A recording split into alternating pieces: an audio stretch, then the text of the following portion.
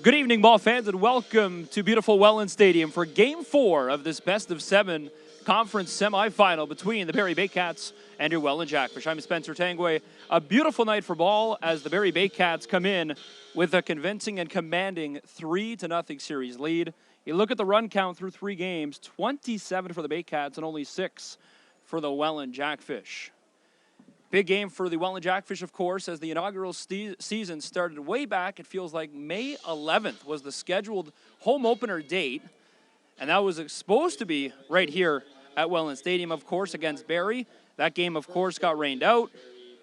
Then it was the Toronto Maple Leafs who actually played the home opener. That game went on May 18th. So May 18th, the Jackfish played their first ever game, and tonight we fast forward all the way to August 22nd, and it could be the last game of the inaugural season here at Welland Stadium. We'll take a look at today's starting lineups, brought to you by Rose City Pizza. Rose City Pizza, official pizza provider of the Welland Jackfish. Be sure to check out Rose City Pizza online and at the corner of Clare and Thorold right here in Welland. For the visiting Barrie Baycats, Ryan Spataro will lead things off. Then it'll be Starlin Rodriguez, the second baseman, who will bat second. The left fielder, Jordan Costello, will bat third. Kevin Atkinson, of course, batting fourth. This is a very similar lineup this series and all postseason long for them. Right fielder, John Waltonbury, will bat fifth. Kyle DeGrace, the DH, will bat sixth. Ryan Rio, the first baseman, will bat in the 7th spot. Connor Morrow, the shortstop, will bat 8th. And then Bradfie Infante will catch and bat 9th. Adrian Salcido will be on the mound. And now the PA announcer, the PA announcer tonight is Ryan Harrison, not Rod Mahood, for tonight's Jackfish starting lineup.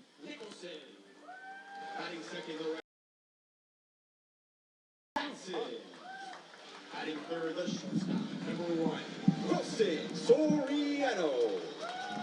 Batting fourth, the catcher, number 8, Mattingly Romanen. Batting fifth, the center fielder, number 2, DeAndre Asbury Heath. Batting sixth, the first baseman, number 23, Bryce O'Farrell. Batting seventh, the designated hitter, number 26, Andrew Mercier. Batting eighth, the center left fielder, number 11, Tyler Wood. Batting ninth, the third baseman, number 4, Nolan Pettipies. On the mound for your Jackfish, number 52, Rich Corrente.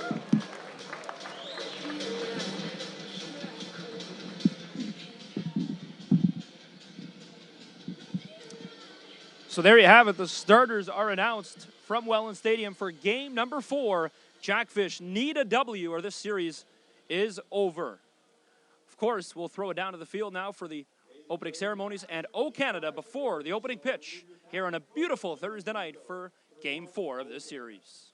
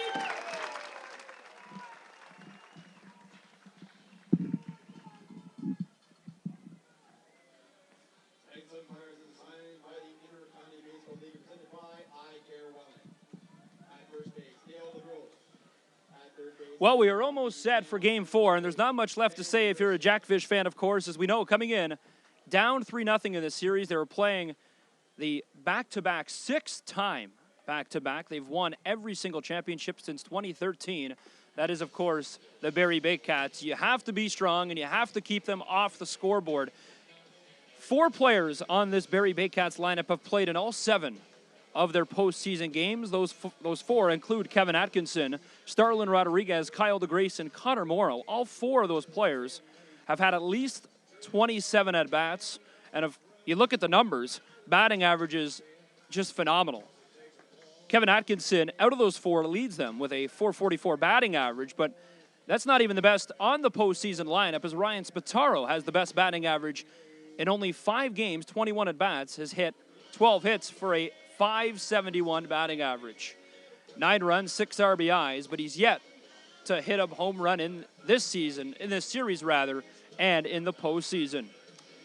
You look at the Welland Jackfish lineup tonight. Brendon Nicholson will lead things off, the second baseman. Then it'll be Brendan Datson at right field, batting second. Wilson Soriano has moved all the way up in the lineup to bat third. Mattingly Romanen behind the plate catching. DeAndre Asbury Heath is out in center. Bryce O'Farrell will play first. Andrew Mercier moves back into the DH spot. Tyler Wood will play left field tonight. Also scheduled as a pitcher, Nolan Pettipies will bat ninth and play third base. Rich Carente is on the mound, number 52. Fear the Beard. We need him to be good as we are almost set for Game 4. Umpires are in their place. The opening batter of Ryan Spataro has stepped in the batter's box, and here's the first pitch. Down the middle for a strike, and the count 0-1, and we are underway. 0-1 count to Spataro, who I mentioned, 21 at-bats in the postseason. 2 doubles and 3 triples. Swings at the second pitch. That'll get down to the gap. DeAndre Asbury Heath unable to make the throw. Now the throw in, not in time, and that'll be another double, his third double of the postseason. And the leadoff man, Ryan Spataro, is able to slide into second. We'll check with the official scorer, Curtis Person, to see if it is a double or if they'll call an error on the center fielder, DeAndre Asbury Heath. So a double is officially put in the scorebook. So his third double of the postseason, and his batting average just keeps continuing to climb. So now the second baseman, Starlin Rodriguez, has a man on second, nobody out. Leadoff man Spataro is behind Carante. Grabs his side, here's the pitch. Swung on and fouled away. Carante has seen the Baycats before, and Barrie's had a fun time hitting against him. Carante trying to control his ERA tonight to be able to keep the Jackfish a stellar chance to win this ball game. We'll see how many innings Carante will go. It's like I said, Tyler Wood also expected to pitch rather. There's a shot to left field. Rounding third is Spataro. Spataro will score, and the Barrie Baycats, just like that, only 4 pitches in, have a 1-0 lead.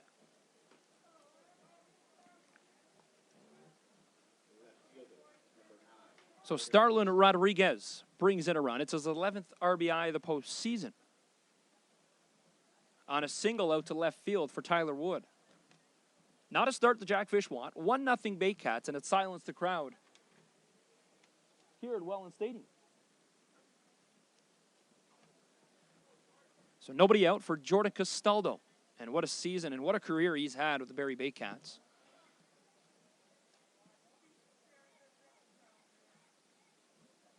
Runner on first for Costello. Carante. Off-speed pitch, called strike, 0-1.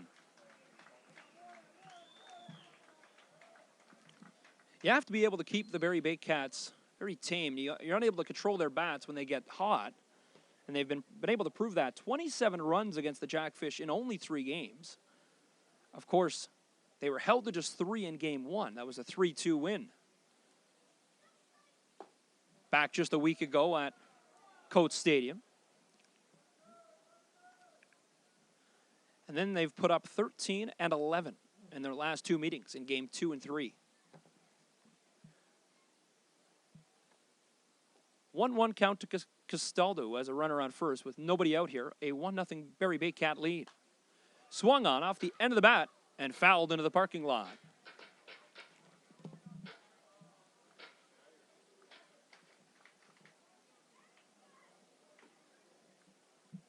One to 2 count.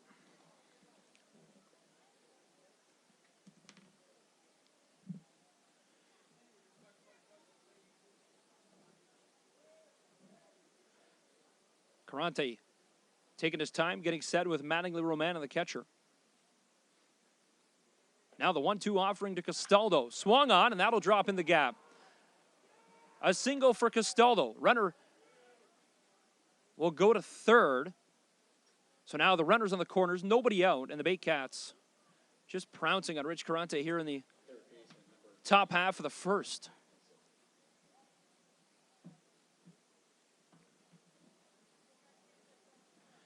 So Kevin Atkinson will bat fourth, rather, for the Barrie Baycats tonight.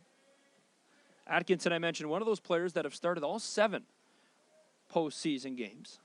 The third baseman for the Baycats this year has a double and 12 hits, batting .444 in the postseason.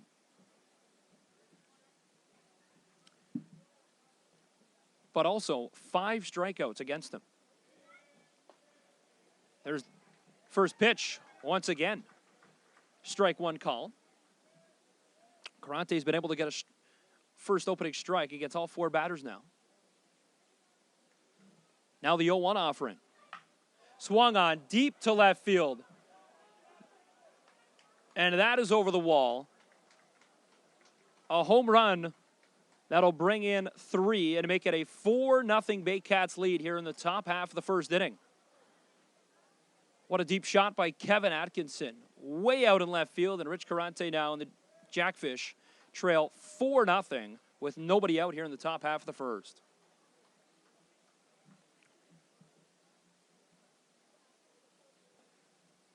So a start that definitely the Jackfish want back as they capitalize on a 3-run blast out to left field. And Atkinson, it's his 2nd home run of the postseason, and that'll be his 11th RBI. It'll be a mountain visit now as Brian Esri will come out to talk with Ian Field. Wilson Soriano's out there, Manilian Romanen, and Rich Carante.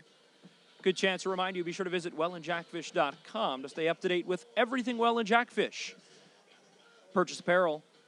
Learn more about every one of your favorite players and the IBL himself. Of course, the Jackfish, their first season in the IBL right here at Welland Stadium, coming over from the Burlington organization. Learn more and renew your season ticket now at www.wellandjackfish.com.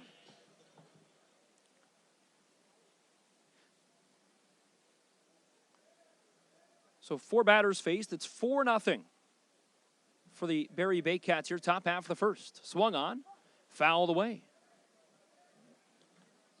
This is John Waltonbury. Waltonbury took that off the right foot. Looks to be shaking it off and will be okay.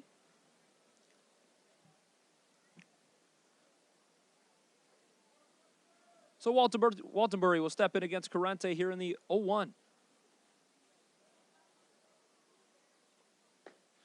Swung on, strike 2. As a good slider from Carante moves across the plate.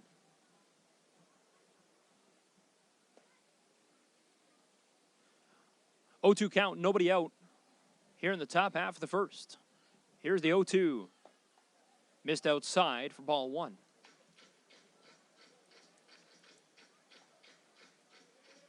Of course, the game plan for the Barrie Baycats was put their pedal to the metal. As you take a look at their lineup, they go with all their starters, of course, and their pitcher tonight, Adrian Salcido.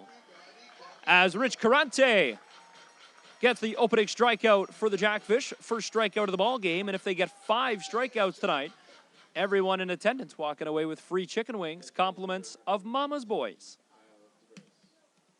So 1 strikeout in, 4 more strikeouts to go for free chicken wings for everyone in attendance. Be sure to visit Mama's Boys right beside Niagara College and only minutes from the ballpark for more. So 1 out, 4-0 lead though for the Baycats. Off-speed pitch misses outside, 1-0. Waltonbury strikes out, which will bring up Kyle DeGrace. Only player in the Baycats to have more than 1 home run in this postseason, as he has 3 coming into the ballgame. And also leads the team in stolen bases, has 5 stolen bases in the 2019 postseason. There's a shot. That'll get me into the gap and left, right behind Wilson Soriano. And it'll be a single for Kyle DeGrace.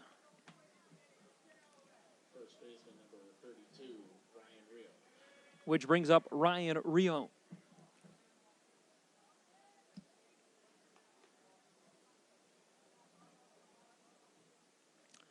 One out for Ryan Rio. Runner on first base is Kyle DeGrace.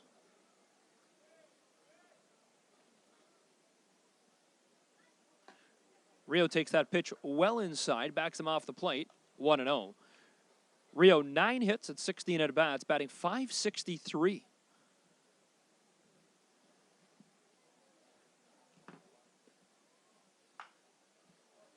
A shot that goes over the head of Soriano. That'll fall in the gap and move the base runners, and now back-to-back singles. And the Baycats have runners on first and second here in Game 4. Only good thing for the Jackfish, it is the top half of the first inning.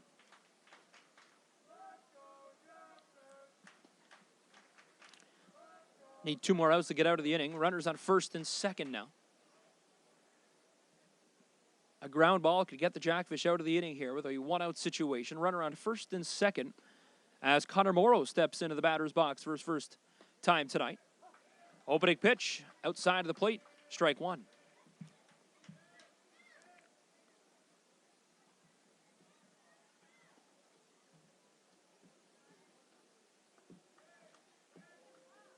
Now the 0-1 with 1 out.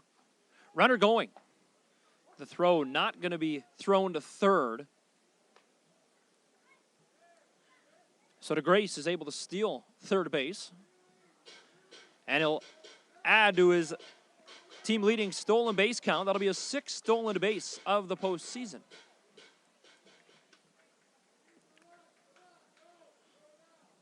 Runners on the corners.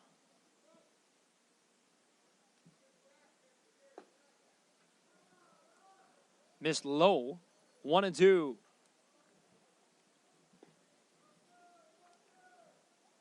One and two count, 1 away. Carante trying to get in the zone here to get the Jackfish out of this jam. They already trail 4-0. Barrie threatening with more. Pop fly, shallow center field though. DeAndre moving well in to make the catch. DeGrace going to go home though. Goes back, the throw is not in time from O'Farrell. O'Farrell came over from first to cover Carante, who was going home from the mound. So good arm on DeAndre Asbury Heat to get the ball in quickly. Keeps DeGrace at third base. Sac fly not executed, and now it's a 2-out situation for the Baycats. Top half of the inning. 4-0 though.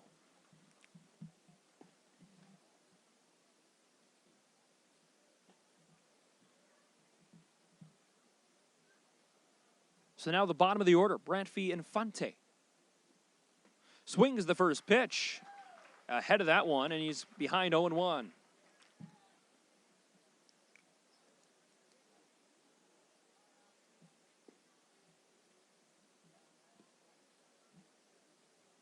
Now the 0-1 with 2 outs. Missed outside, 1-1.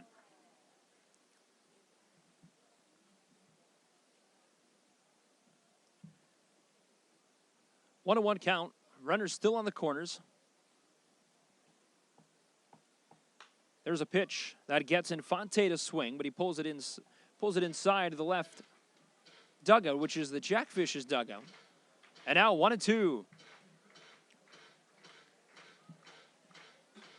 Get some sort of satisfaction out of this and to be able to keep the base runners where they are and only go into the bottom half down by 4.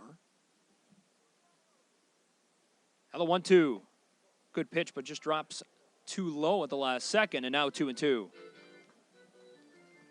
Carante, his velocity on speed, even his fastball, is not the greatest. But he's been able to select where he wants to pitch and get a lot of hitters to chase pitches. Just like that one as he pushed him low inside. Still 2-2.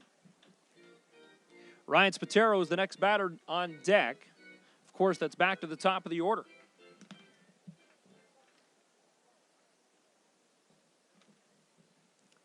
Twos across the board here in the top half of the first. Ball 3. As the frustration on Carante starting to show a little bit here. He's a strike away, though, from getting out of this jam in the top half of the first.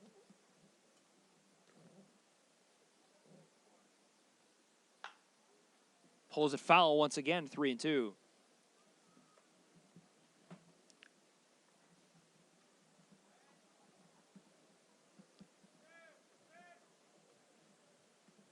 Full count. Runners first and third. 2 gone, a strike away. Runner going. Pop fly, DeAndre Asbury Heath back in center. Back pedaling.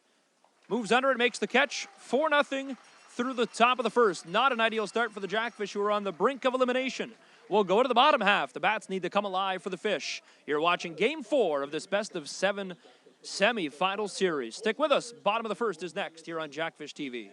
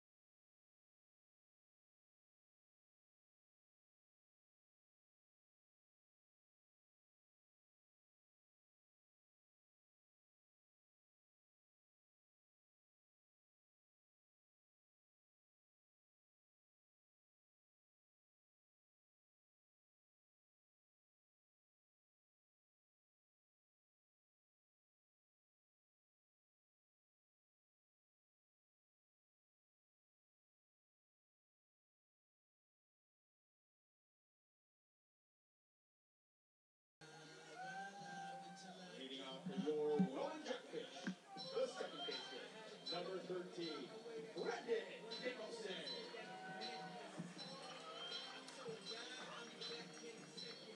Bottom half of the first inning we go. It's a 4-0 Baycats lead. As we get our first look at tonight's starting pitcher in Adrian Salcido. Salcido went in game 1 through 10 strikeouts, only allowed 5 hits to the Fish in game 1. In that 3-2 thriller, that's how Euclides Lair, the Jackfish ace, go toe-to-toe. As Euclides also put up 10 strikeouts as well, but he ended up falling on the short end of the stick, 3-2 the final. There's a shot that'll fall in the gap, and the Jackfish have a leadoff hit to left field. Brendon Nicholson is aboard first base on a little blooper to left.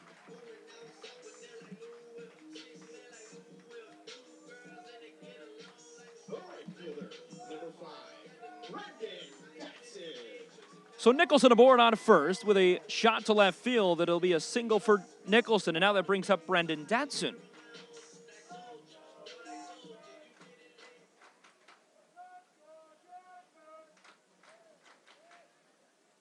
Fans getting right into it here as they need all the support they can as they trail by 4. But it is the brink of elimination, of course, for the Jackfish. They trail 3-0 in this series.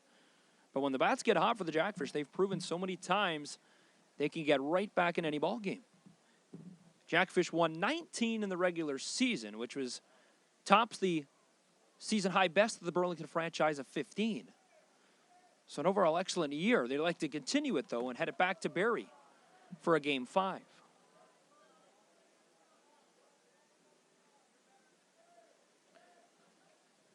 So now it's the Bowmanville, Ontario native of Brendon Nicholson faces a 1-1 count to Salcido. Nicholson aboard on first. Salcido throws a fastball with some heat on it inside. Fouls it away, 1-2.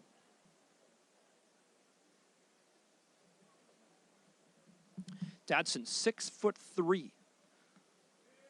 Such a long reach across the plate, and it's been known to put balls all across the outfield. Not one of those hitters that'll just pull it to right in the left as a lefty. 1-2.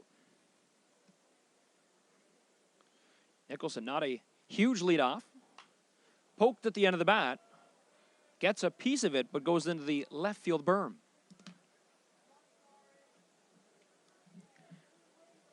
"11 hits, 8 runs, and 32 at-bats this season, in the postseason, rather, for Dadson. 1 extra base hit, which was a double. Faces the 1-2 to Salcido. Misses on the outside of the plate, 2-2.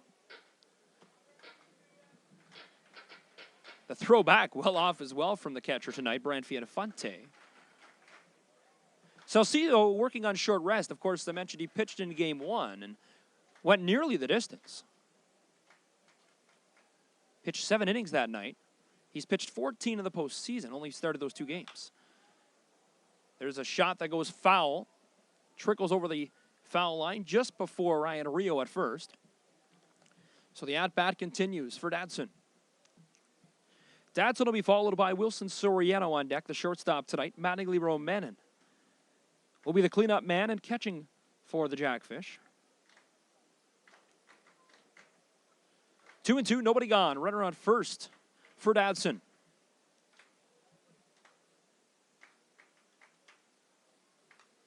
Fouls it away. Jackfish in need of timely hits, and that's been the prescription the doctors ordered all season long. It's just a matter of how many times they've been able to fill it. So many games they've lost by 1 or 2. You look at how many games they lost in the extra innings, a couple this season. So many games that were decided on walks in the 9th. The record could have been so much higher. Off the end of the bat, Nicholson will move to second and out at first. So Wilson Soriano will come up to bat with a runner on second and 1 out. The shortstop, number 1, Wilson Soriano.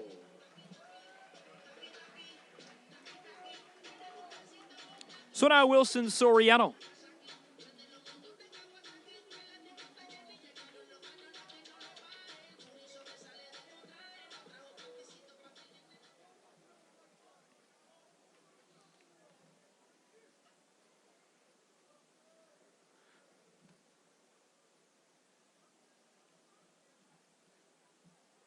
One out. Nicholson walks back to second as he was bouncing around there on the diamond, playing with the head of Adrian Salcido. Salcido stepped off the rubber, and now he's set to go. Good pitch inside, catches the strike zone, 0-1. Soriano from the Dominican Republic has had 29 at-bats in this postseason. Played with Brantford last year, where he only put up 14 runs in his 27 games. In this postseason, Soriano has 8 runs already.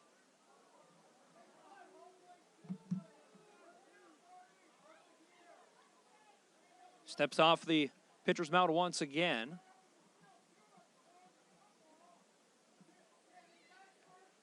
Oh, 1 count, 1 out. Salcido once again will lift his foot and step off. The boos start to get a little bit louder here at the stadium.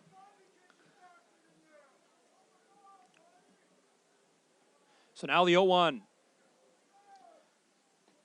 Pitch this time, misses 1-1. The throw to second, not in time, safe called, as Nicholson's able to get back and slide and touch the base.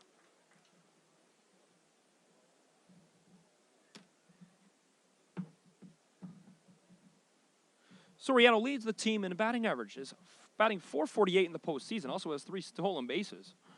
He's been walked 5 times as well. has such a flair when he steps in the batter's box.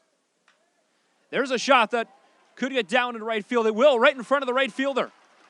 Nicholson slips coming around third. He'll stay at third base. And the Jackfish put some pressure on runners first and third with one out here in the bottom half of the first. The catcher, number 8, Mattingly Romanning.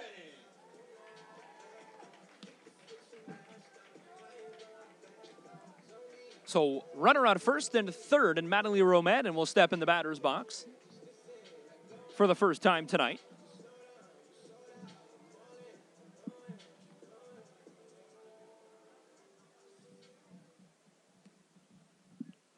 Soriano aboard on first. Nicholson is on third.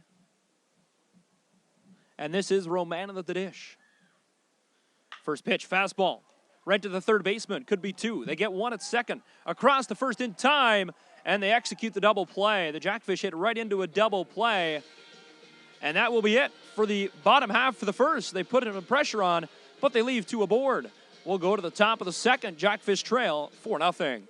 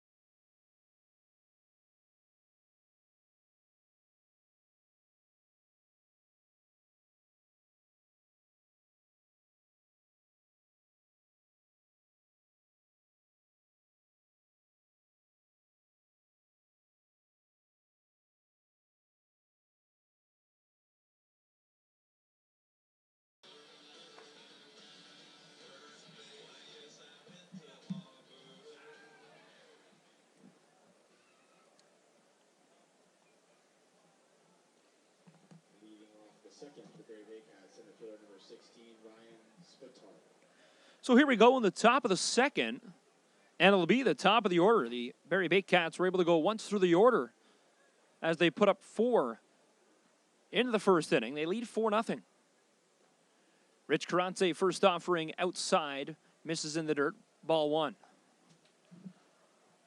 Carante, the 27-year-old, it's his 5th season in the IBL. Had a 6.21 ERA last season with the Herd. Also a former IBL All-Star. Foul tip on Spataro. 1-1.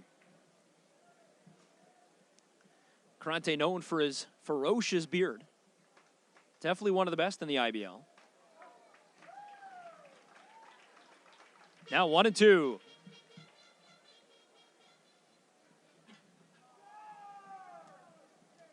Spataro down to the count, 1-2. Here's the 1-2 offering. Strike 3, ring him up. Got him looking, and it's his second strikeout of the ball game.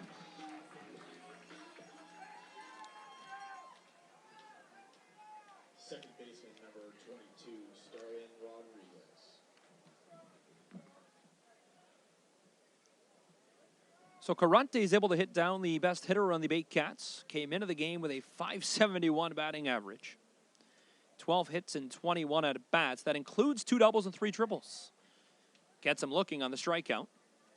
And now he'll face the righty second baseman, Starlin Rodriguez. Here's the 1-0. Off the end of the bat, DeAndre Asbury-Heath on the move to the warning track. Makes the catch while falling to the ground. Excellent grab by DeAndre Asbury-Heath, looking over his shoulder at the ball. Makes the grab just before the rock warning track here at the stadium.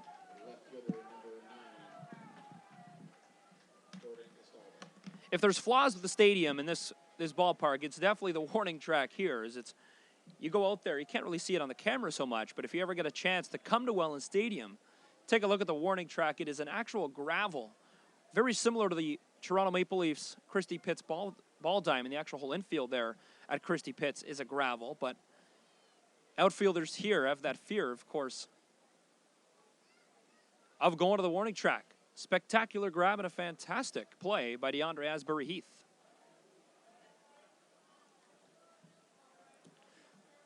So 2 outs now for Jordan Costello.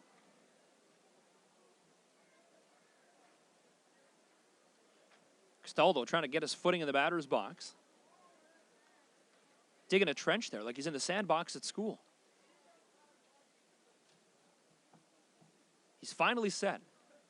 Now the 1-0. Outside, 2-0. Costello led the league in basically every batting category possible this season. Had a tremendous year with the Baycats. Little blooper. Carante will step on first base as Costello doesn't even run. 3 up, 3 down. A better inning for Rich Carante and the defense. We'll go to the bottom of the second. Jackfish trail still by 4 here in Game 4 of this semifinal series.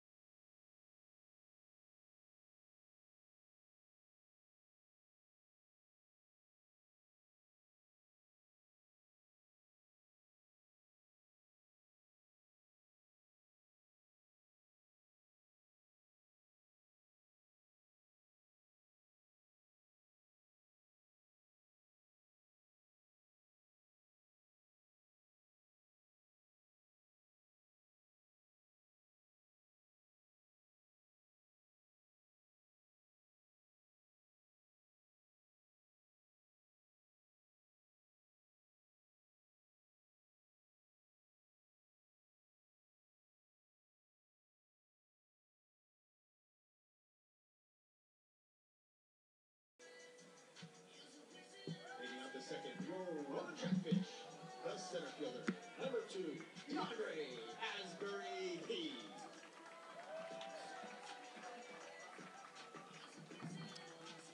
So here we go in the bottom of the second. It is still a 4-0 ball game. Of course, the defending champs, the Barrie Baycats, came into the ball game up 3-0 in this series. They swept the Brantford Red Sox to get here. The Jackfish were able to defeat the London Majors 4-1. And then these two teams square up in the semifinal. Other semifinal series, Kitchener and the Hamilton Cardinals. The Cardinals, who were red hot going down the stretch, they trail that series 2-0. Swing and a miss, strike 2 for DeAndre Asbury-Heath. DeAndre batting .308 in this postseason and had an excellent year. Batted .271. Was the go-to guy in Brantford. Another player that came over from the Brantford Red Sox, him and Soriano. In the dirt, 1-2. Last summer for the Red Sox, he batted at .344. But only played in 17 ball games. For the Jackfish, doubled that, played in 36 and saw 129 at-bats. Swing and a miss, strike 3 as he got him with the fastball. DeAndre Asbury-Heath sits down after striking out. First baseman, number 23, Bryce O'Farrell.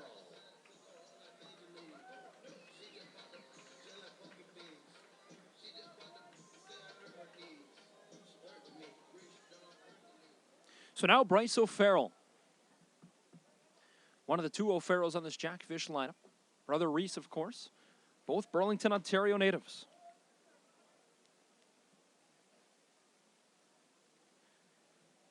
Six hits, 2 runs in this postseason for O'Farrell. It's been the go-to first baseman. Right off the end of the bat, that'll be his 7th hit of the postseason.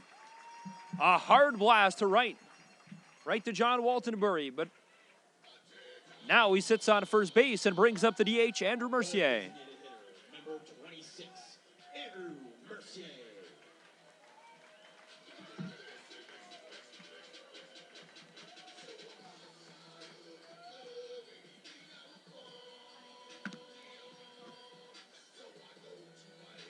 So Andrew Mercier will step into the batter's box with a runner on first. Mercier, an up-and-down year for the Jackfish.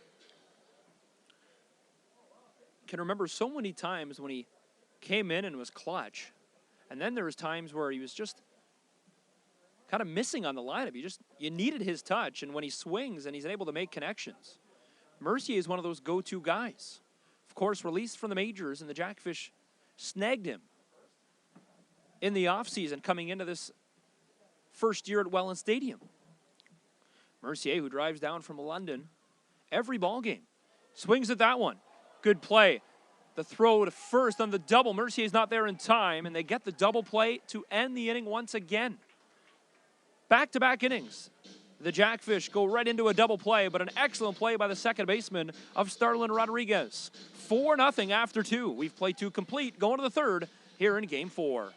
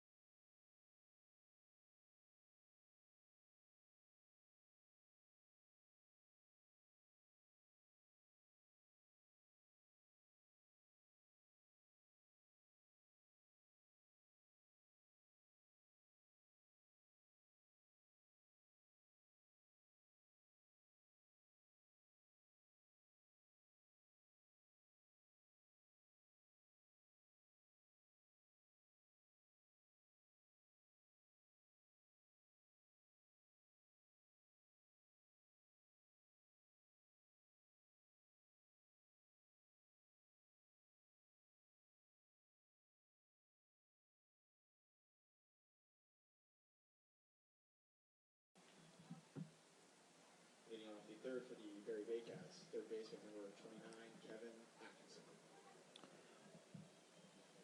So after they go 1 through 9 in the top half of the first, they go 3 up, 3 down to start the second. And now Kevin Atkinson, the cleanup man, will be the leadoff hitter here in the third. 4-0 Baycats. Carante misses inside with the opening pitch. Atkinson has a double, 1 home run, 7 RBIs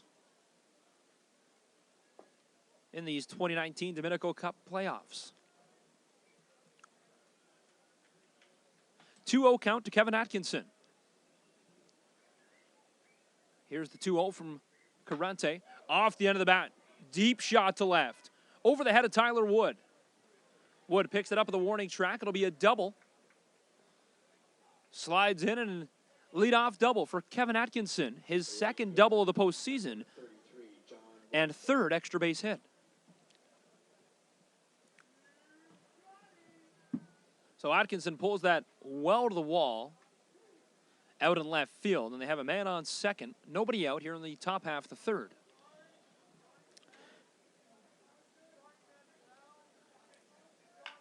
John Waltenbury swings the opening pitch, throws the bat. Pretty vicious bat flip towards his own dugout. Clearly frustrated himself as he pulls that right to the second baseman, Nicholson, who flips it over to O'Farrell for out number 1. Atkinson slides over to third, and now Atkinson, the runner in scoring position, just 90 feet away from making it a 5-0 game. Here's the DH, Kyle DeGrace. DeGrace, his second plate appearance tonight, takes the first pitch just outside, ball 1.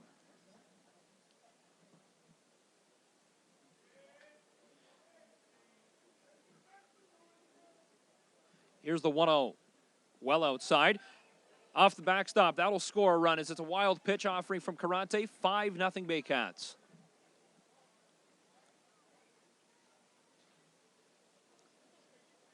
The pitch missed way outside. Cut something funny. It could be a footprint in the dirt. And took a huge hop. Probably hopped 7-8 feet in the air and went all the way to the backstop. So nobody on now. 1-out situation. They have a 5-0 lead, though. Off the end of the bat, and they hit Carante once again. That'll go all the way to the left fielder, Tyler Wood. Rounds first, going to second. And he's there in time. So safe at second, another double, second double of this inning. And Kyle DeGrace makes Carante pay. So Carante and Romanin will have a quick word. Of course, the speed on his pitch is the only thing that makes it hard for Carante to be that much valuable as a starter in the IBL.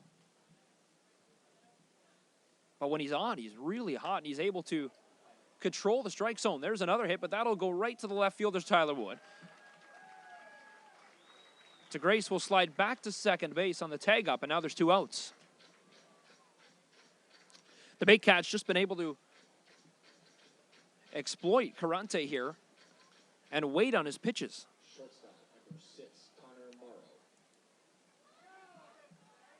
So now Connor Morrow. Here's the shortstop. Morrow has 2 doubles, a home run, 7 RBIs, but on the defensive side of the field, 2 errors this postseason. Catches the corner, strike 1. Good inside pitch by Rich Carante. And that's what I'm talking about right there. He's able to find those corners and really put him where he wants. Nearly hit it again, just inside. 1-1. Pitch slid a little more inside than he wanted, as it started in the exact same spot as the opening pitch. Now the 1-1. Swung on. It'll be a fair ball. Across the diamond. High throw. Way high. And that will score a run. Nolan Pettipies threw that about 7-8 feet high across the diamond, going to the first baseman, Bryce O'Farrell. And now an error on Nolan Pettipies will make it a 6-0 lead.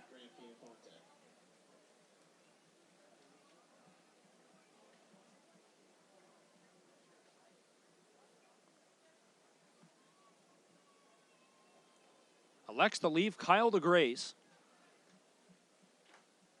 who we thought would go back to second. Could have been a run down between second and third. Threw it to first, but well overthrown, and now they make him pay. They capitalize here on two mistakes by the Jackfish, one by Carente, and now Nolan Pettipies on third. Cashes in. A Baycat run. 1-0 count. Runner going to second. The throw. Going to be not in time. Off the glove of Nicholson, but it's just stays in the infield. Now the runner's on second base.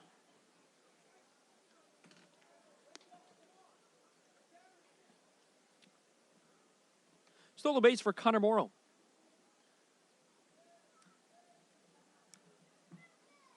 Morrow on second. Big leadoff there on second. There's a shot. Similar play. The throw this time. Right on the money. Third out recorded. They give up 2, and now they trail 6-0.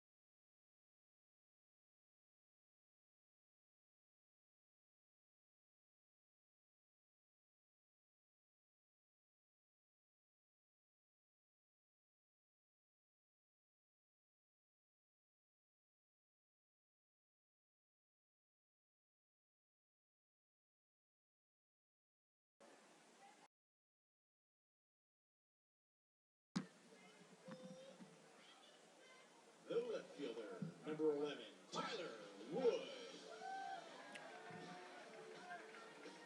So Tyler Wood will start things off for the Jackfish here in the bottom half of the third. 6-0 Baycats here in Game 4. Jackfish, of course, come into the ballgame on the brink of elimination after dropping the first 3. Started off promising a 3-2 game that was a thriller all the way to the end. Back north in Barrie on last Friday night. Courtesy of that man on the mound right now, Adrian Salcido, who was the pitcher in that ball game. Went 7, 10 strikeouts, 5 hits. Has a 3.21 ERA. In the Dominico Cup playoffs, he's only started one other game. This is his third start of the postseason. And they go to the ace to try to close out tonight's game. And the series. Fastball in the dirt. Will get away from the catcher, Brant Fiatafonte, 2-1.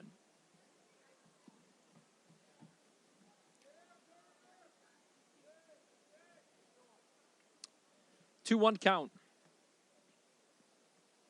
Tyler Wood will be followed by Nolan Pettipies, and then back to the top of the order. Brendon Nicholson due up here in the bottom of the third. 2-1 inside. Now 3-1. Salcido frustrated with that frustrated with that pitch.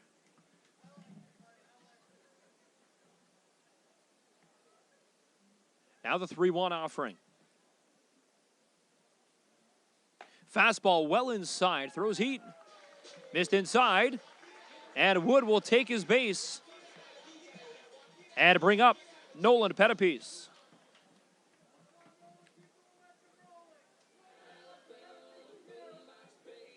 The third baseman, number 4, Nolan Pettipies.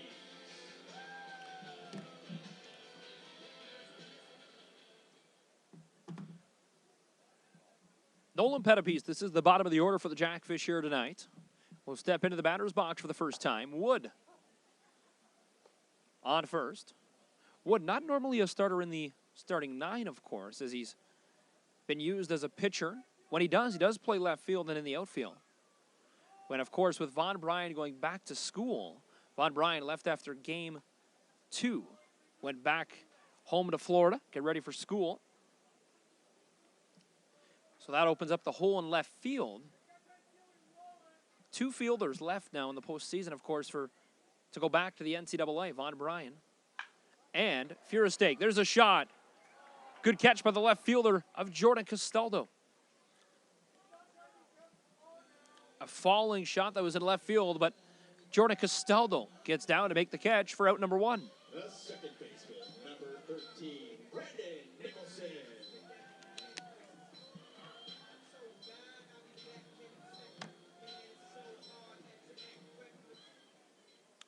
So now Brendon Nicholson. Nicholson got aboard his first time in the batter's box tonight. Good pitch from Chesil.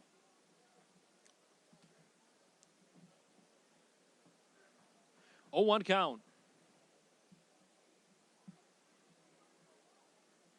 Checks back at first. Delivering the 0-1 pitch. Deep shot from Nicholson. Leaking foul and just comes across the foul line in left field. Chesil at a time was in the top 20 in prospects in the Minnesota Twins organization. Had a rough couple of years, though, in 2015 through 2017, where he was suspended several games for using performance-enhancing drugs. Now the 0-2. Missed downstairs, 1-2.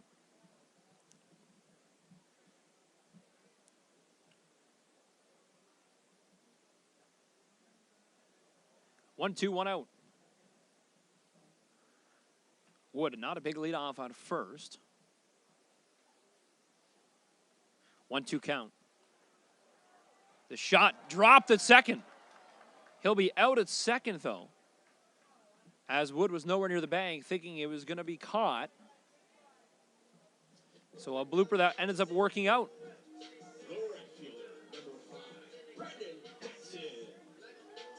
So no harm, no foul on that drop ball by the shortstop of Connor Morrow. They're able to get the out at second as Wood was not there. So we'll run around first base. 2 outs here. Jackfish still held off the scoreboard. They trail 6-0. Runner going already. No throw. So good stolen base by Nicholson. Now Dadson. Dadson, a 1-0 count. 2 outs. Nicholson was able to steal second, is on second base now. Fastball missed outside. 2-0. Salcido, 17 strikeouts in this postseason and only 14 innings of work. Of course, averaging more than a strikeout per inning he works. But it goes all the way back. When you look at his fastball and the amount of pitches he had, very similar to Euclides Lair. Very similar style pitcher. His fastball is absolutely money for the Barrie Baycats. 3-0 count now. Pitch downstairs misses. Take your base, Brendan Dadson. And that'll bring up Wilson Soriano. Second walk of the ball game for Adrian Salcido, rather.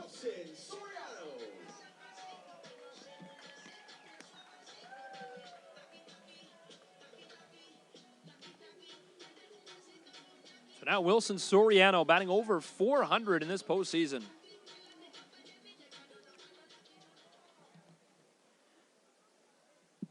Soriano and his dream of bringing the set of rings right here to the Rose City. As we mentioned back episode 3 or 4, it was early when we did Behind the Scales. He came on and talked to Ryan and myself and said, rings are coming to Welland, and he was very adamant on that he wanted to be a part of a championship team. As you just get to know Wilson, what a straight-up guy that loves the game of baseball. Very emotional. 1-0 count. Fifth straight offering from Adrian Salcido that misses the strike zone.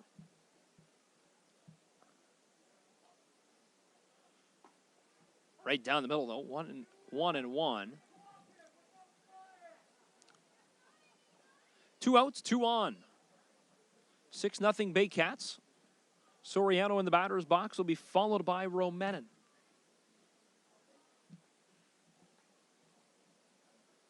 Fastball right back to Salcido. Flips it to first for Rio, and that is the half inning. They leave 2 on once again.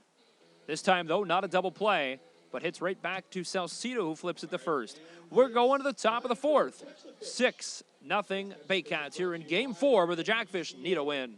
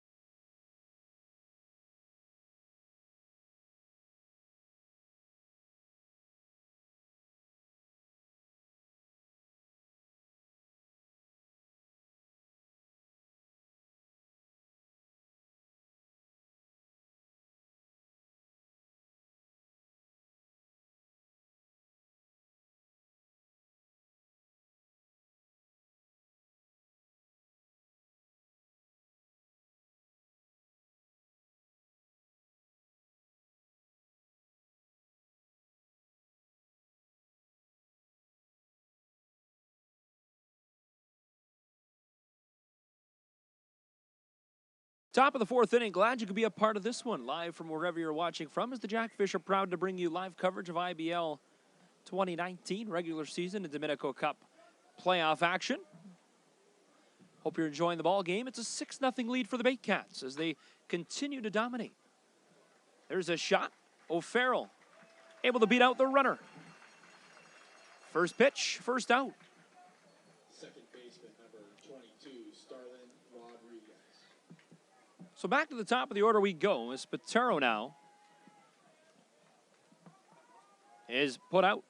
And that brings up Starlin Rodriguez.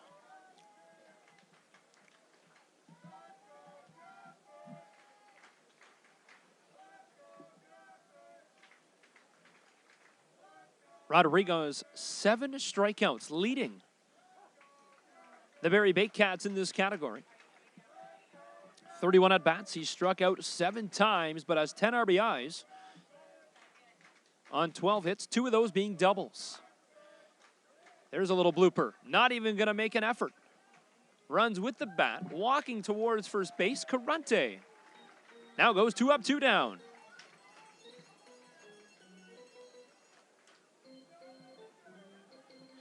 It was the top of the order that struggled in Game 1. And once again, they struggle here. Left fielder number 9, Jordan Costello. But that's when you have the Barrie Baycats, and you look at their lineup, and you look at their whole roster from the beginning of the year to now, 1 through 9, no matter when you play them, they're able to score runs. When your DH, Kyle DeGrace, batting in the 6th spot tonight, 3 home runs already in this postseason. He has 5 stolen bases as well. But Ryan Spataro, who hits .571 in the postseason, leading off tonight, has struggled. That misses downstairs. 1-0.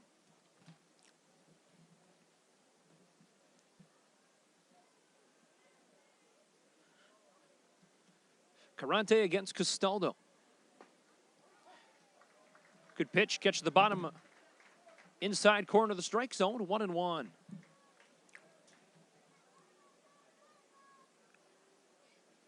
Carante, one of the first players signed to come over to the Jackfish, was ecstatic. One of those players that was here on that cold, very cold January day when they announced the team name and toured the ballpark for the fans for the first time. Now the 2-1. 2 outs, bases are empty though. 4 put up in the first, 2 in the third. Now 3-1. 3-1, 2 gone.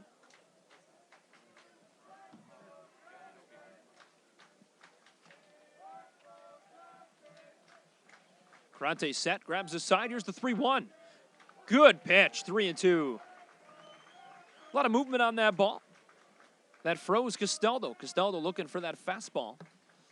Of course, the velocity of Carante's fastball, we talked about it, is not up there with the league leaders, of course.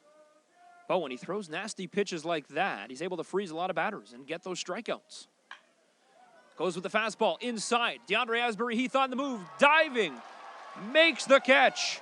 DeAndre Asbury-Heath, Superman-like dive to right field. What a grab to end the inning. Costello and company go 3 up, 3 down. The Jackfish, a little bit of life heading to the bottom of the 4th. They trail 6-0 here in Game 4.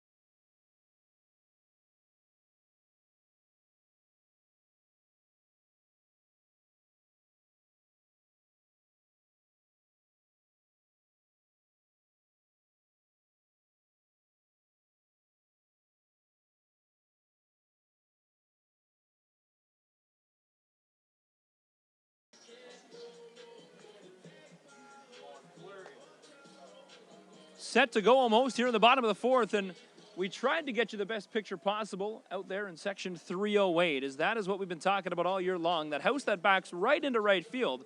That pink sign actually reads section 308. They made a nice homemade sign.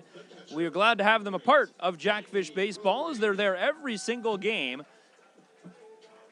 And if you think back, the Jackfish played the Kitchener Panthers late in the regular season, where a home run ball actually went right over their house and landed in the front yard. They were able to pick up that ball, post it on Twitter.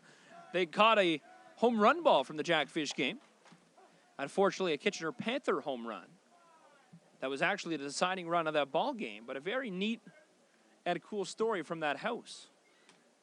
Caught up with them and talked to them and told them we actually refer to that house as Section 308, and they were ecstatic just to be a part of the Jackfish broadcast and a part of the team. And now they have a makeshift shine, but next season comes, may have to put up an actual sign in right field to signify Section 308. 0-2 count. Off the end of the bat, that'll get through the gap. Mattingly Romanen will start things off for the Fish. Good shot, pulled to left field.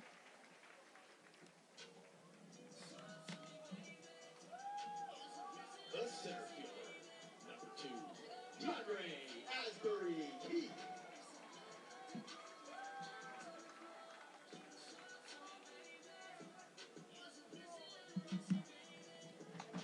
Now DeAndre Asbury Heath will step into the batter's box.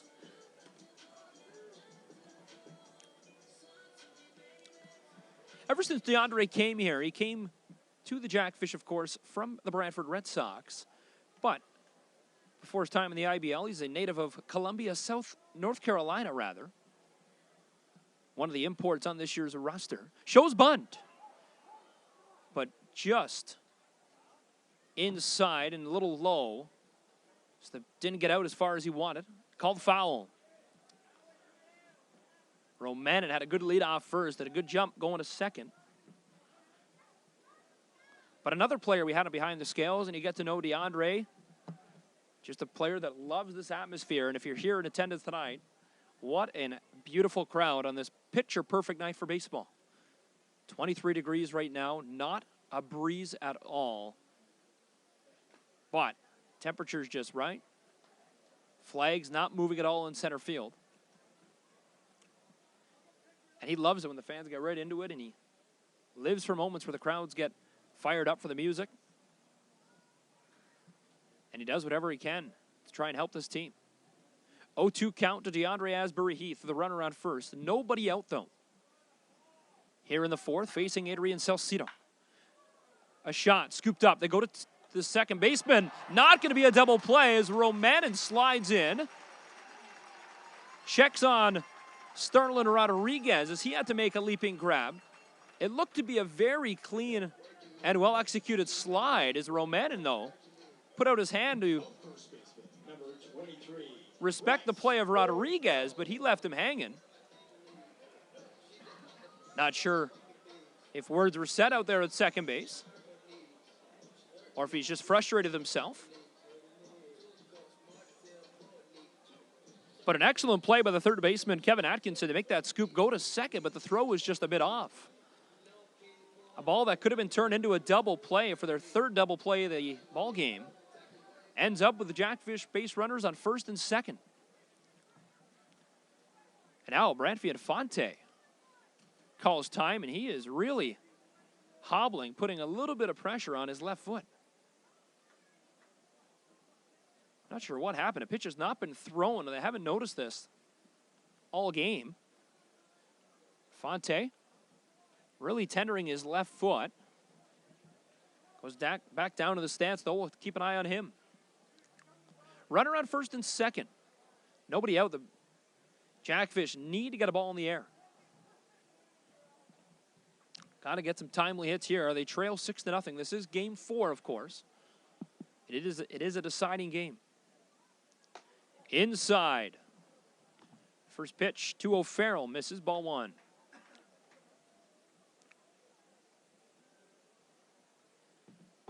So now the 1-0.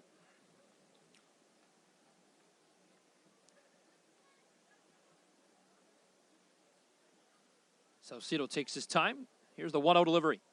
Fouled away. That'll go off the roof of the press box. And goes into the parking lot. Time is called. Seems to be running okay, though, as And Fonte ran out to talk to his pitcher, Adrian Salcido.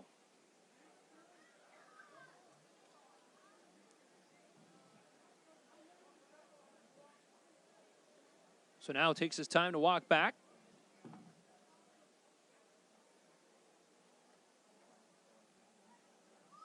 One and one. Runner first and second. Bryce O'Farrell at the dish with Andrew Mercier, the DH. Next up for the Jackfish. Here's the 1-1 offering. Doesn't swing. Thought it was inside. Up calls it for a strike. And now 1-2. Just caught the inside of the plate. 1-2. Fastball gets him to swing. Swing and a miss, strike 3. And that is the opening out for the Jackfish with 2 runners on here in the bottom of the 4th. Designated hitter, number 26, Andrew Mercier.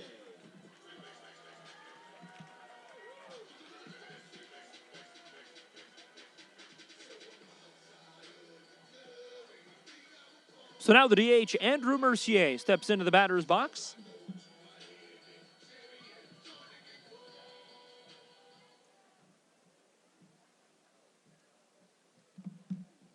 Two on for the Jackfish. Off the end of the bat. Could be a double play ball. 1, they get 2. And for the 3rd time tonight, the Jackfish, with 1 out, hit into a double play.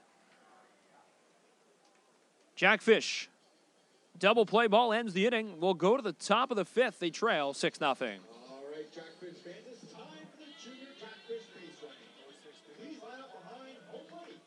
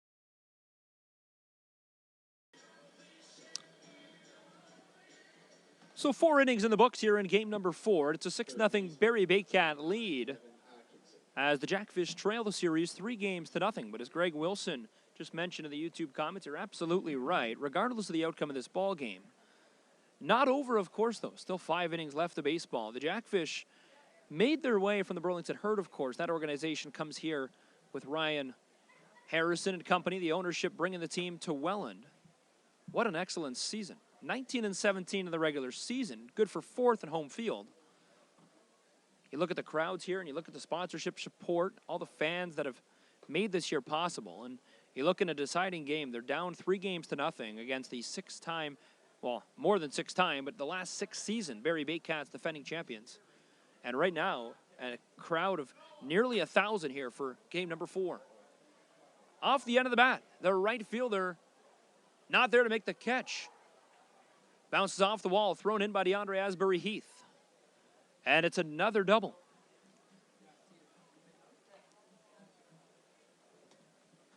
So the Barrie Baycats lead off with a double courtesy of Kevin Atkinson.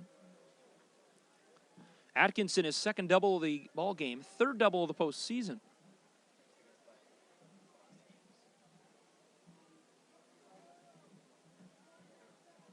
Of course, be sure to comment on the YouTube feed, as we love hearing from all the fans.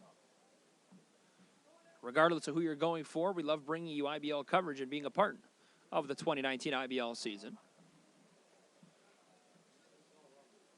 Carante now will face John Waltonbury.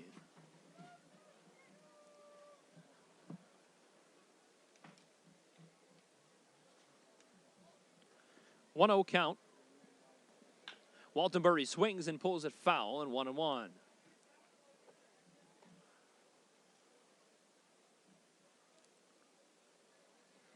One and 1 count.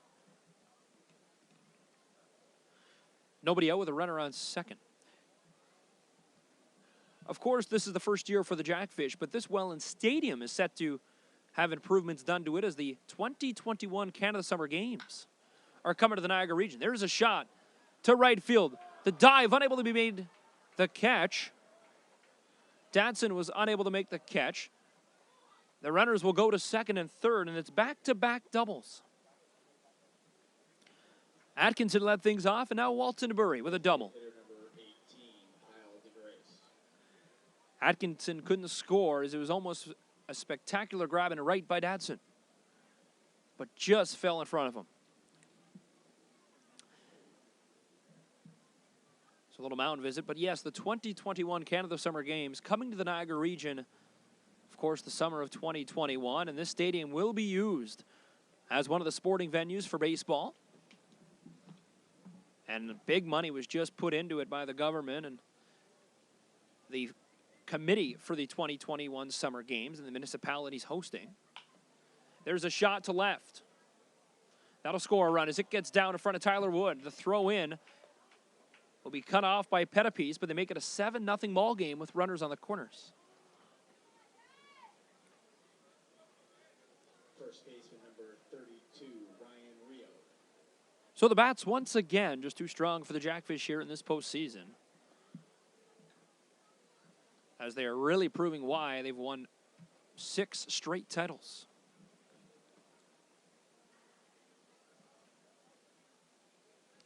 So 7-0 Barrie, runners on the corners, nobody out here in the 5th.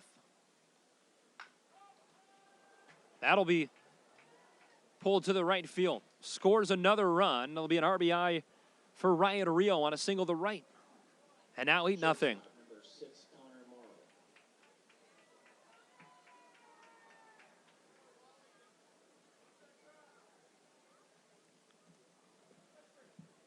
And that'll be it. Esri will come out and take the ball from Rich Carante. And it'll be a pitching change coming for the Welland Jackfish. We'll take a pause. 8-0 Barrie Baycats. As the ball is handed over, and that'll be it for Rich Carante. It'll be a call to the bullpen. Brought to you by Welland Honda. Welland Honda, the official car dealership of the Welland Jackfish, will return. 8-0 Baycats going into the pitching change.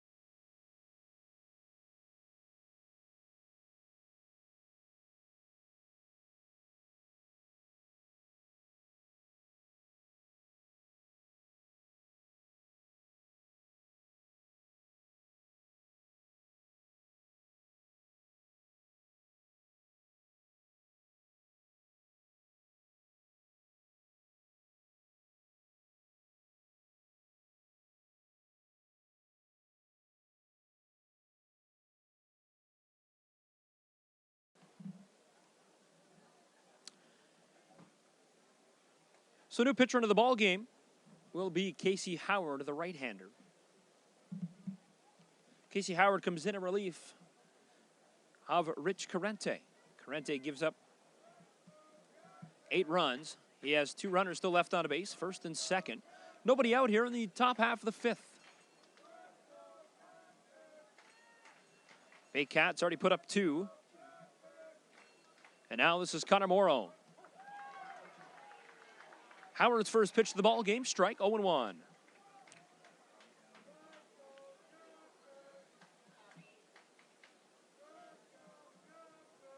Now the 0-1 to Connor Morrow.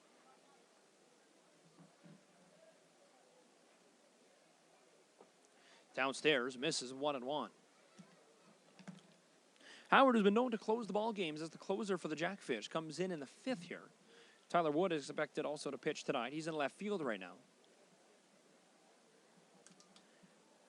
It is an 8-0 ball game, though, and the game plan could be thrown off the table and see what management and Brian Esri, Ricky Pillateri, the coaches, go with.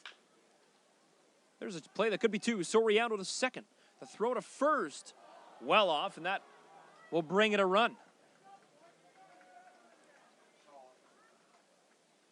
So 9-0 Baycats on a throw from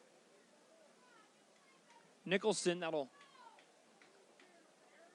pull the first baseman of Bryce O'Farrell off the bag. They get 1 out, but the Baycats score and make it a 9-0 lead.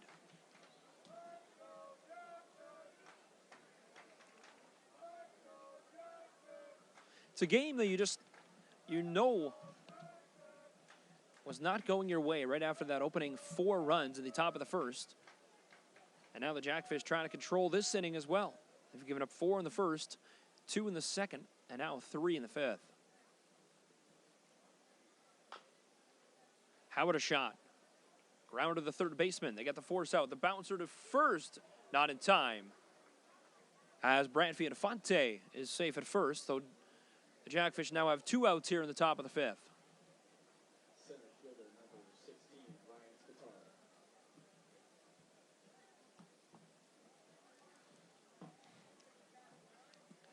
2 gone. Back to the top of the order for Ryan Spataro, his 5th plate appearance of the ball game.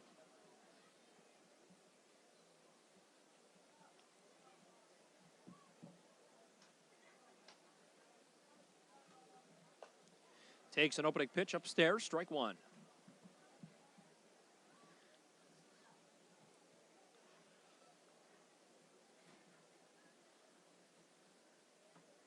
Spataro only played 5 games so far in the postseason.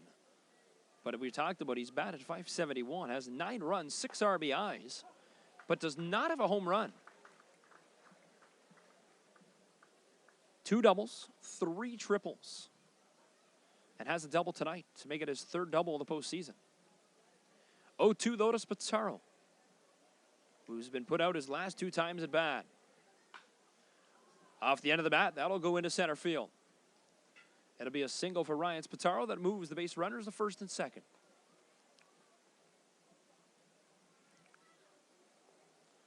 So a 2-out single for Spataro that'll bring up Starlin Rodriguez, the second baseman.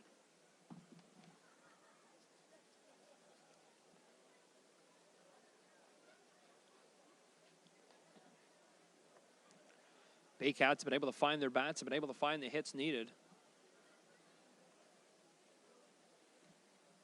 Already 4 doubles in this ball game, including a couple extra more base hits, including a home run that went to left field in the first. As we say hello to our 100th viewer watching live right now. Strike 1 called, as Rodriguez in the batter's box will face Casey Howard for the first time tonight.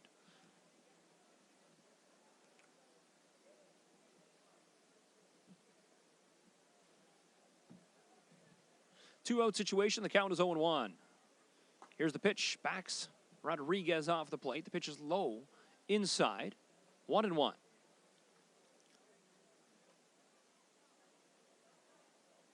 Other series, of course, is between the Kitchener Panthers, Hamilton Cardinals. Kitchener leads that one 2-0, which game 1 finally just was finished last night at Jack Couch Park after a rainout that postponed game 1.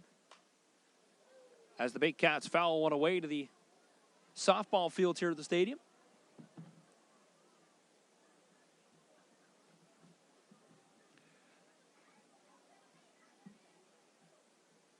Rodriguez now in a 1-2 situation. He has 7 strikeouts in the postseason. Leads the Baycats in that category. A strike away from his 8th strikeout of the postseason. In the dirt, though. Good block by Romanen.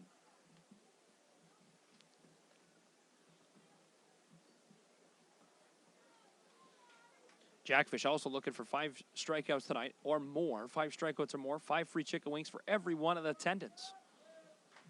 2s across the board. 2 balls, 2 strikes, 2 outs. Runners first and second for the Baycats. The pitch off the end of the bat. Nicholson runs in. Scoops up the throw to first in time for out number 3. 9-0 Baycats after 4.5. We'll go to the bottom of the 5th. Jackfish due up next here in the bottom half of the 5th of Game 4 of this best-of-7 semifinal series.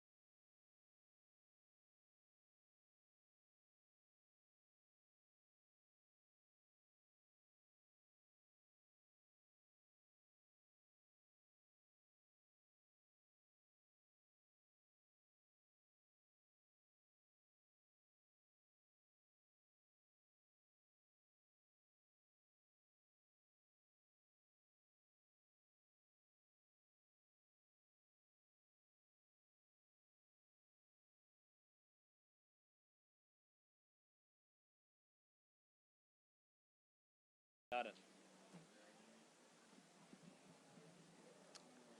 Bottom of the 5th we go. The Jackfish trail 9-0 here in Game 4. Which a game they need to win to keep this series alive. The Baycats have that 9-0 cushion, and they're on their way to advancing to their 7th straight in a row championship final, which they'd either play the Hamilton Cardinals or Kitchener Panthers unless the Jackfish can come back here in Game 4. Game 5 of the series is scheduled for Friday night. Excuse me, Saturday.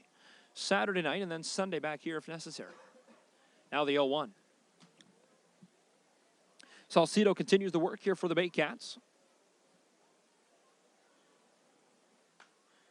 Fouls it away.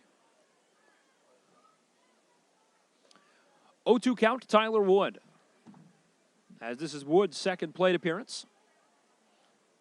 So there's the difference in tonight's ball game is Spataro Rodriguez, the 1-2 hitters for the Barrie Baycats, have already been up to bat 5 times, and the rest 4. This is Tyler Wood, who's batting in the 8th spot, only his second trip to the batter's box. Swing and a miss, strike 3, and Tyler Wood is retired. The third baseman, number 4, Nolan Pettipies.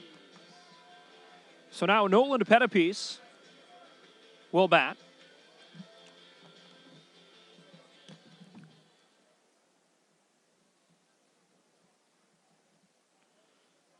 Pettipies late on that offering from Celcito, who went with the fastball, 0-1.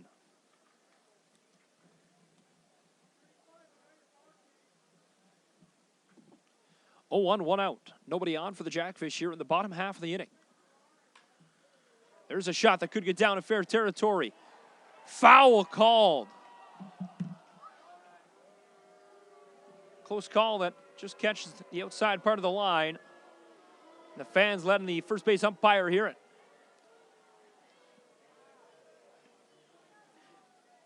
Tight eye on that umpire in a 9-0 game to call that a foul ball. Baycats, of course, will take it, and now they get ahead in the count 0-2, which probably would have turned into a double. 0-2. 1 out, though. Nobody on. Pettipies will be followed by the top of the order, Brendon Nicholson. Fouls that one away, and that'll go back to field 2.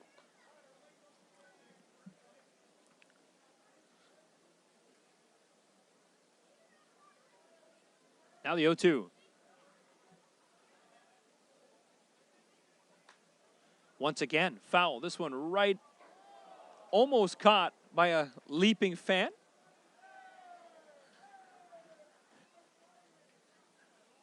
Went off his glove, up a couple rows, and then thrown back to him. Now the 0-2. Still 1 away in the 5th pitch to Nolan Pettipies. The last 3 have been fouled to right. There's a shot deep to left field, though, caught by the left fielder for out number 2.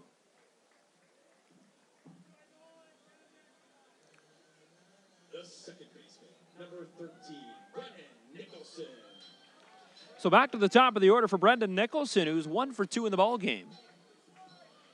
Singled his first time up, and then got aboard on a fielder's choice in the 3rd. Now the 0-2. First pitch, rather, 2 outs. Nicholson pulls that one, and they'll roll all the way to deep left. He's rounding first, easily going to get to second.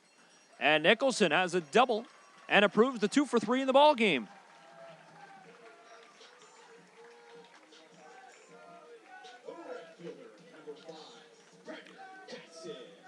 Great hit by Brendon Nicholson. That just gets by the third baseman of Kevin Atkinson. One hopper right over his glove, stays fair, and goes nearly just a couple of feet away from the warning track out and left.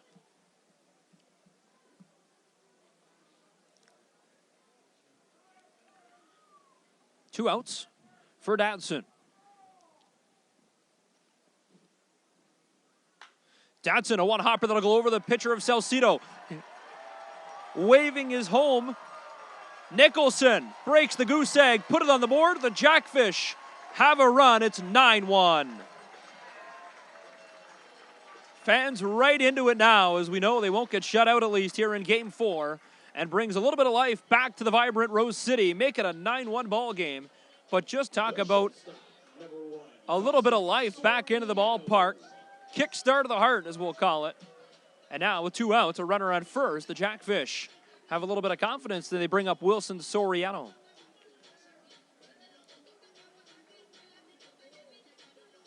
Adrian Celcito doing a little tap dance on the mound, trying to get some dirt or something off his cleat. He was really frustrated with something on his cleat. Wilson Soriano, third time up tonight, takes the first strike. 2-out situation, though, for Soriano. Dadson, who has a lot of speed, is on first base. Now the pitch. Over the head. Second base, force out, will step on second, and that'll be it. The Jackfish leave a base runner on, but they put one on the board and turn on the home side of the scoreboard. It's 9-1 going to the sixth inning. Game 4, you're watching live coverage of the 2019 Dominico Cup playoffs live from Welland Stadium.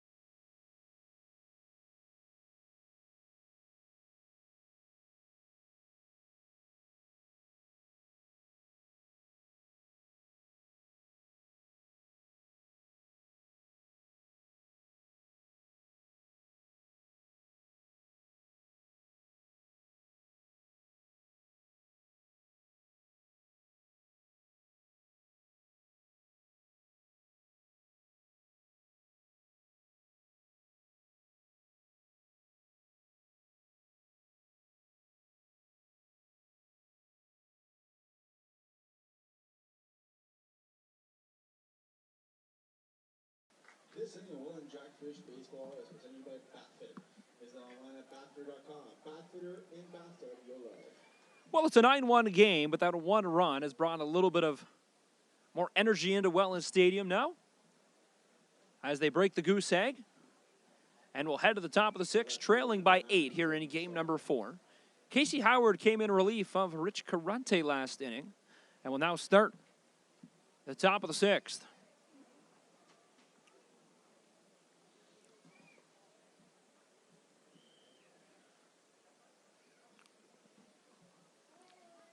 Here's the first pitch of the sixth inning. Swung on by Costello, and he pushes it foul.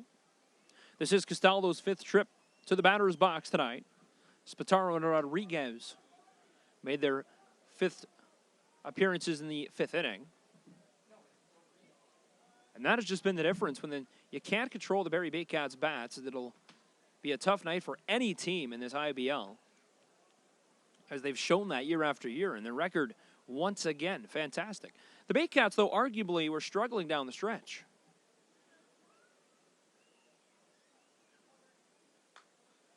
Swung on, fouled away, heads up in the parking lot.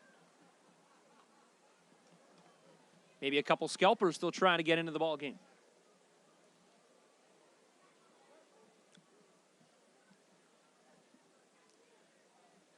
I'm shocked no one is actually set up in the parking lot, rather, trying to catch foul balls. Is the amount that go into the parking lot here got to be 15 to 20 a game. As I look to my right and I see Jacques, the team mascot, pom-poms in his hand, in the berm in right field. A shot that gets over the head of right over the head of DeAndre Asbury Heath.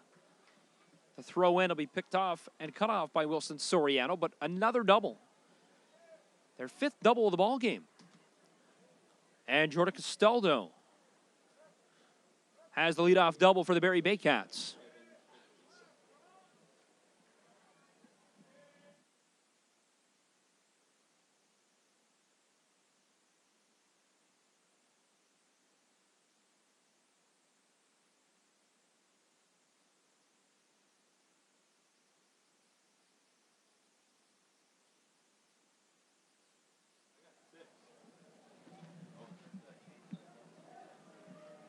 So 9-1. Leadoff double by Jordan Costello brings up Kevin Atkinson. In the dirt, Romana with the block. Atkinson has a double, has 2 tonight, though, to make his 3rd double of the postseason. Also now has 14 hits, including 1 home run, 7 RBIs. Walked 5 times, struck out 5 times. Stats are kind of thrown right out the window tonight, as that misses outside.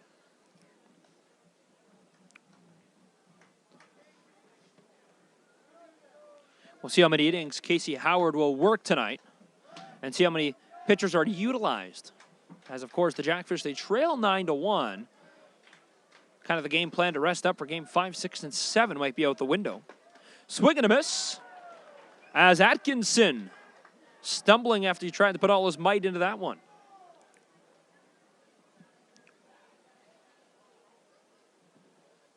Euclides Lair was expected to go in game 5 if necessary. So now the 2-1. Atkinson, who stands a little further back in the batter's box, swings at that one, sends it to right field. Goes off the berm and a roll towards the softball fields. A couple other softball fields here at the complex, and when the game's finished and a lot of the softball players enjoy a cold beverage in the parking lot, will wander over here to the pond at Welland Stadium and take a look. And it fills the stands. And what an excellent crowd here on hand tonight for game 4. Off the end of the bat, O'Farrell makes that little fadeaway catch for out number 1. Right fielder number 33, John Waltenberg.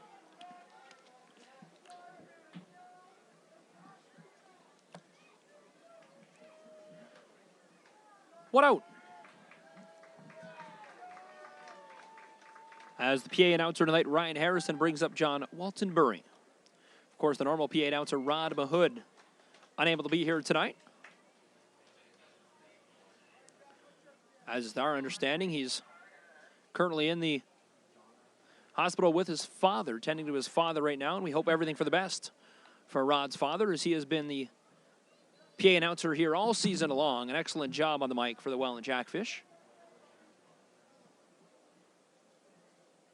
And if you know Rod, and he's a guy that announces all over the Niagara region, including the Niagara Ice Dogs, as they get set for a rebuild here. There's a little blooper to first. That'll move the base runner. They'll tag him up as John Waltenbury puts his hands up as he's the fenceless.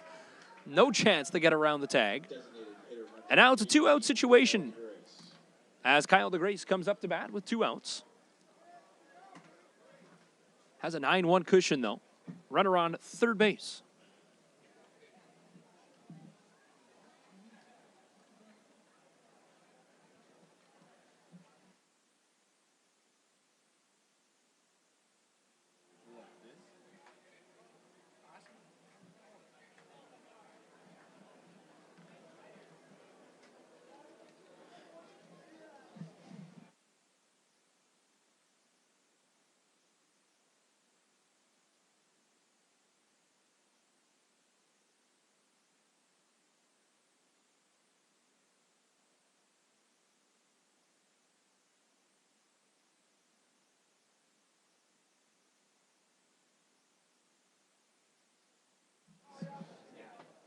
As we had a little press conference here in the press box about the upcoming Dizzy Bat race. We'll leave it on for you, a thriller. There's a shot just over the glove of Wilson Soriano. That'll bring in a run. They'll hit 10.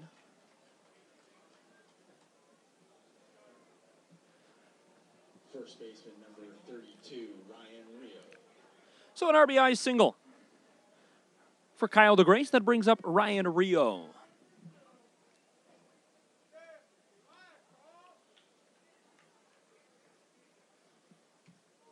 Rio, arguably one of the best first basemen and infielders in the IBL. So much experience. And you look at his batting average and his stats.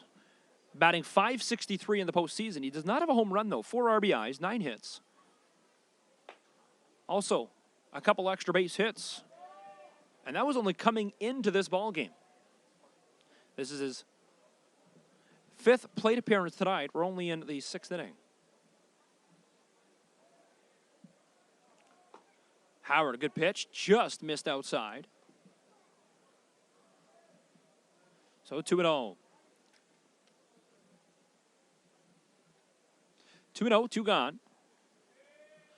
This is Ryan Rio at the dish. Good pitch. Fastball, very similar to the last pitch. Similar location, this time called the strike, 2-1. You have to take for what it is, of course. It is a 10-1 lead in a game that the Jackfish really needed to keep the Baycats off the scoreboard. Swing and a miss. As the Jackfish, of course, have to play it out and try to make this a ball game and put on a show for the tremendous crowd here tonight.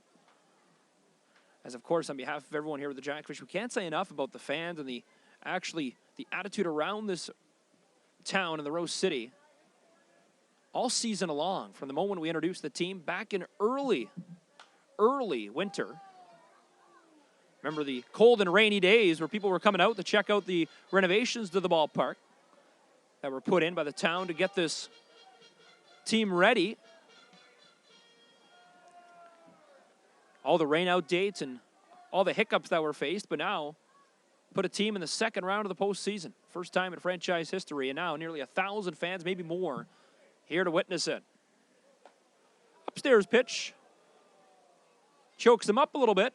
Keeps him honest, and now Ryan Rio faces a 3-2 two-out count.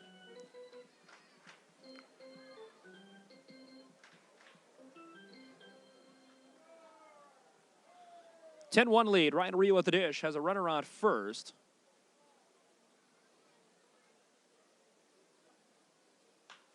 Pop fly, though. On the run is Tyler Wood. Makes the catch in left, and that will retire the side. Dizzy Bat is next. Be sure to munch on your popcorn as we bring you Dizzy Bat right here from Welland Stadium.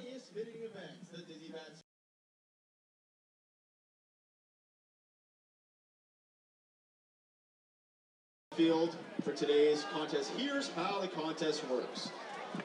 Both contestants put their foreheads directly on the bat and spin around as fast as they can until I say stop. At that point, they will run to the finish line. The winner will take home a feast from the concession stand and a signed bat from the Jackfish. Connor and Carter, are you ready? On your mark, get set, spin. It's 1, 2, out you're fast. 3, 4, 5, 6, 7, 8, 9, and go. All right, let's get up this time. Congratulations, Carter. You're walking away with gift cards to the concession stand and a signed Welland Jackfish bag. Fans, let's make some noise for the boys.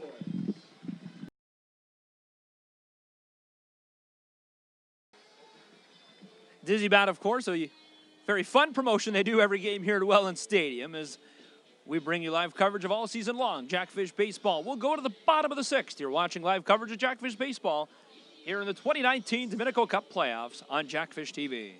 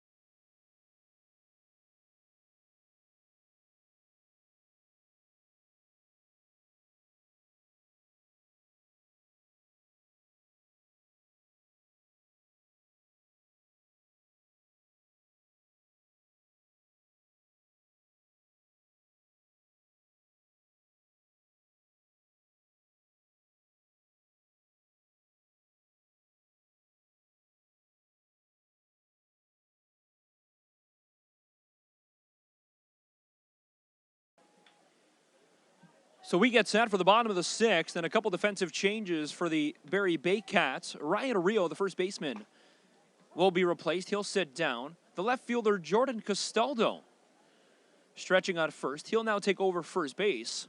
And out in left, Jeff Cohen. So Cohen, moves out to left field. Costello now on first, and Ryan Rio's in the dugout. His night is over after that last at bat.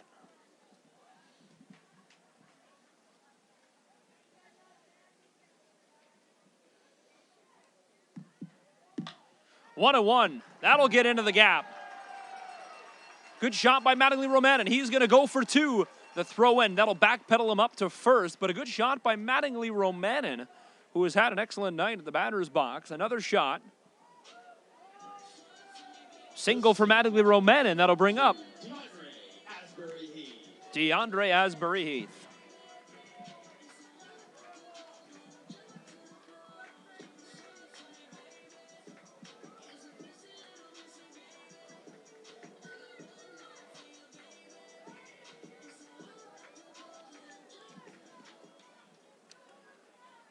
(10-1) score.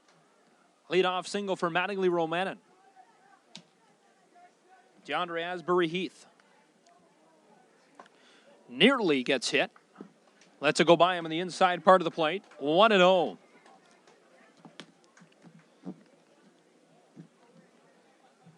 This is the only game tonight in the IBL, as the other series will get right back into it tomorrow night.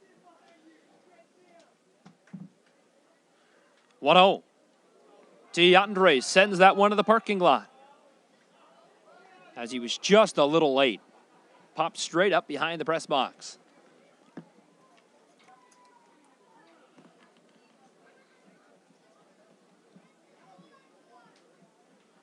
As a fan below me yells, "Hit the scoreboard." And if you remember, Game 5 against London, DeAndre Asbury-Heath was the hero that put one just to the left of the scoreboard.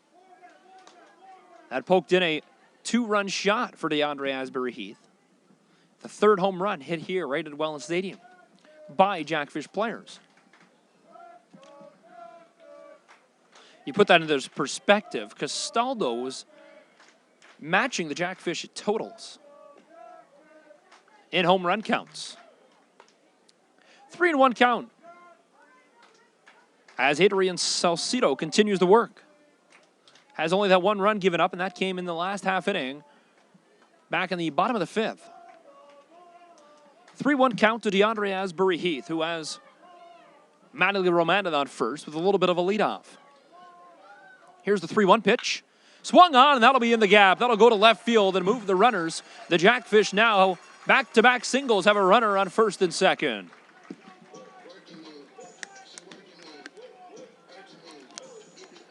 First baseman, number 23, Bryce O'Farrell. So just move the base runners. The Jackfish need to get back to what they did best, and Patricia Hart actually commented on this YouTube broadcast. Small ball is the key. In small ball, you go back to the beginning of the season. The Jackfish won a game strictly on bunting. They beat the Guelph Royals with back-to-back-to-back 3 straight bunts, where they were able to get 3 straight singles off bunts, and they actually cashed in a run, which was the go-ahead run back. That was, I believe, early July. Could be late June, if I recall. But they won that ball game 3-2. Actually, I'm mistaken. That game mid to early June, because it was just before the Father's Day weekend that game took place, a 3-2, and that was the game. The field was a mess. The game got pushed back about an hour and a half start time. We originally had it set for a 1 o'clock start. Opening pitch just before 3 o'clock.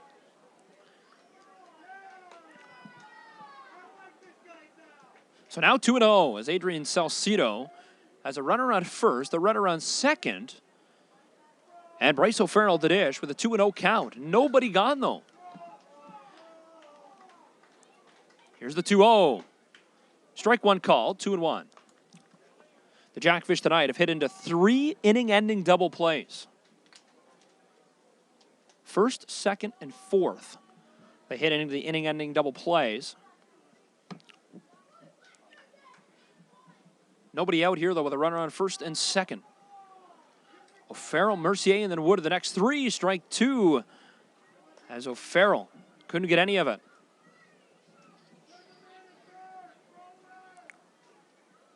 2-2.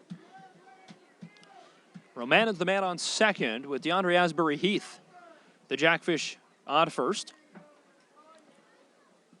No signs of stealing here in the 2-2. Inside, missed 3-2.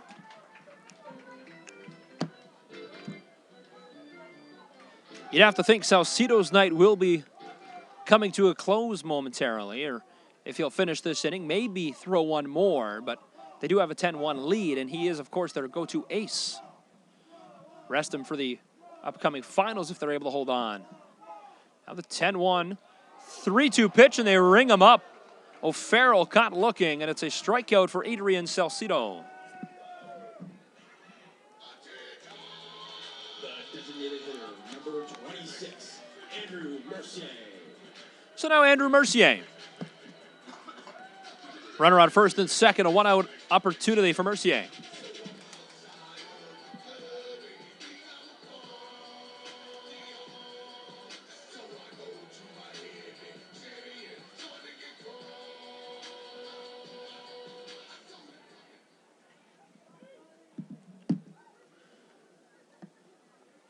Mercier to work against Salcedo here.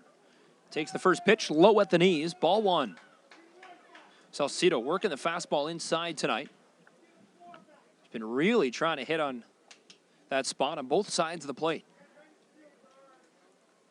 Missed that time. Falls behind in the count, 1-0.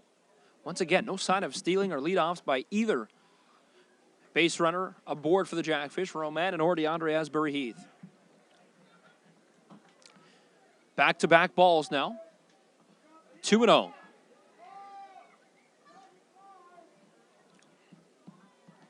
And that wakes up the fans of Robert Lewis and company behind home plate. 2-0, one out.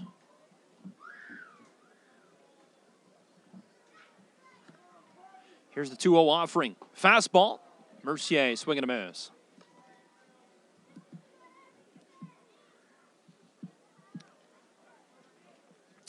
Mercier hit into one of the three double play inning-ending balls. Now the 2-1.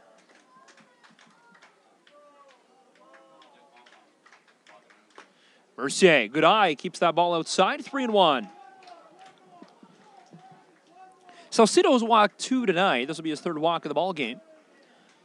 3-1 count if he's able to find the strike zone. If not, it'll be his third walk of the ball game. And this is Andrew Mercier at the dish with a 3-1 count, one out. Runners up first and second. And Mercier, swinging miss, strike two. 3 balls, 2 strikes, 1 out, 2 on. Down by 9. Jackfish need a ball in the air here, need a hit. Mercier at the dish. Swung on, deep to left field, that could get down. It does, and it's a fair ball. Waving in 1 run. DeAndre Asbury Heath will be held at third base. Cash in another one, Andrew Mercier. An RBI double, the Fish make it a 10-2 ball game.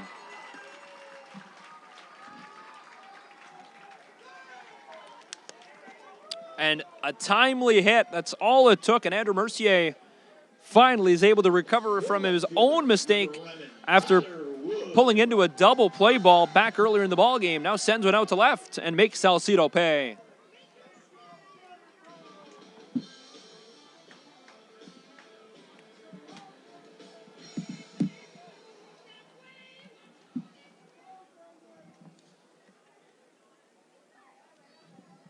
So Mercier aboard on second, DeAndre Asbury Heath on third, and Salcedo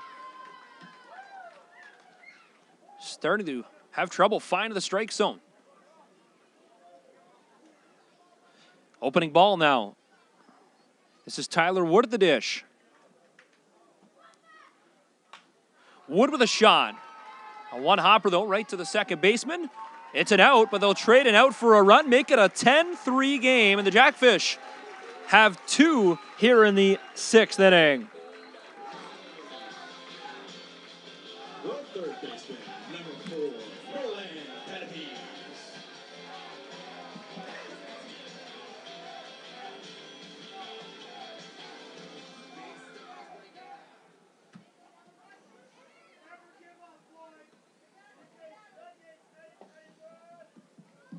1-0 count.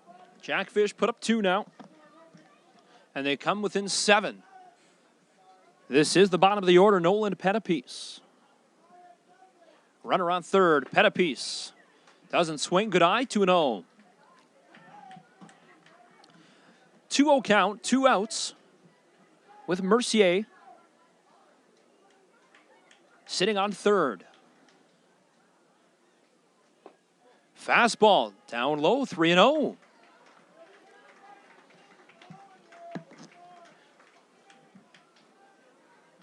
.21 ERA with 17 strikeouts. That's including 10 versus Welland, of course. 5 hits was all Salcido allowed. In game 1 and out, 4 straight balls, and it's a walk with a runner first and third for the Fish. Second baseman, number 13, Brendon Nicholson. You got to make a little bit of excitement here as the Jackfish are not going away, and that's what we talked about. The Jackfish have to play this ball game out no matter what. They were down as much as 9-0, then 10-1. And now 10-3.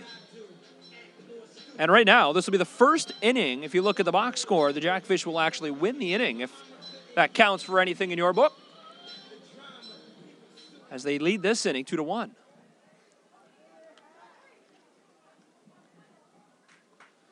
Unlike some hockey tournaments, pretty sure it's not scoring by inning. That'll get away. Mercier on the move to home. The throw well away. Mercier scores, make it a 10-4 game, and Nolan Pettipiece is on second.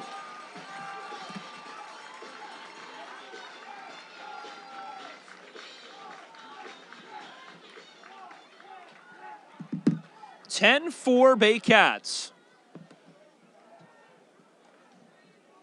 And now they're starting to show sign maybe of a little Welland fatigue. The air in Welland might not be as crisp as it was in game 2.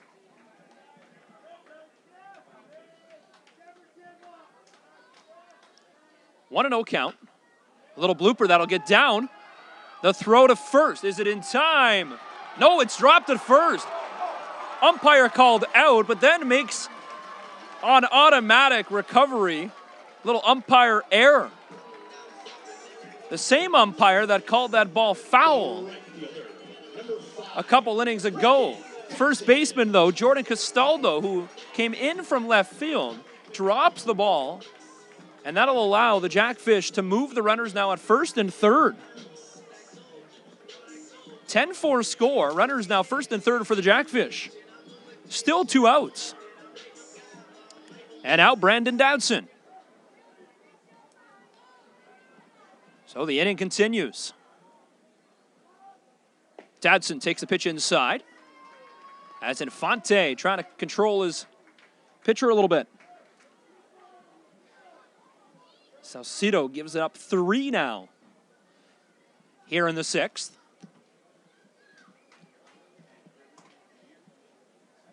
Now the 1-0 pitch. Runner going to second. The throw not going to be contested as no Baycat around. Runners in scoring position now on second and third. Good heads-up steal by Brendon Nicholson and add another stolen base to his column.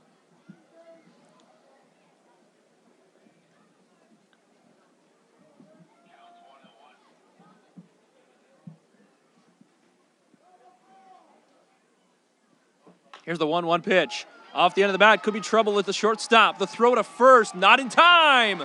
Dowdson gets aboard. Back to third, safe at third, cash in a run. Jackfish making a ball game, it's 10-5.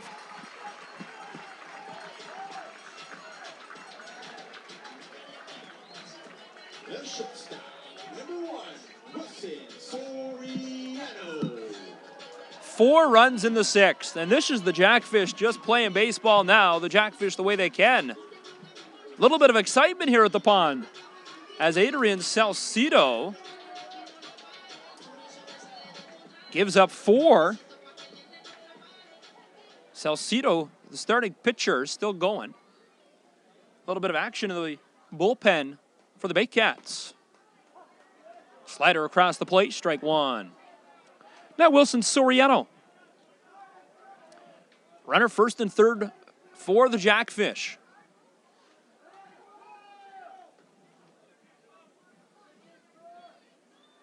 Runner going to second. Safe at second. Back-to-back at-bats. The Jackfish steal a base, and now 2 runners in scoring position once again. Counts 1-1 to Soriano.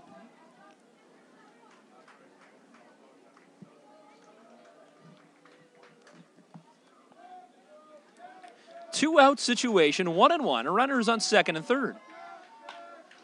Soriano, though, grounds it right to the second baseman. Unless this is dropped, but it's not. Makes the catch, Soriano. Frustrated, throws his helmet, but the fans are right back into it. They're down by 5. They cut the lead in half. We'll go to the 7th. The Jackfish down by 5. You're watching Game 4 of the 2019 postseason of the Dominico Cup, live from Welland Stadium.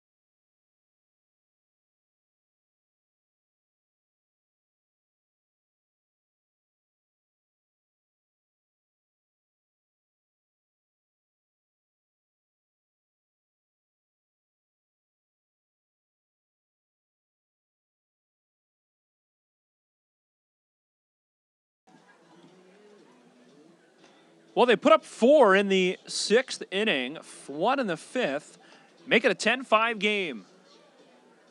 A game that absolutely we thought was out of hand. You look at the score, they only trail by 5. It's still a big lead for the Baycats. But now, all fans, including the 109 of you that are still watching right now, are right into it, including about nearly 1,000 here in attendance. So we thank you for tuning in as we get set for an exciting finish. It is 3-0 Baycats in the season, in the playoff round series, however. So the Jackfish must win.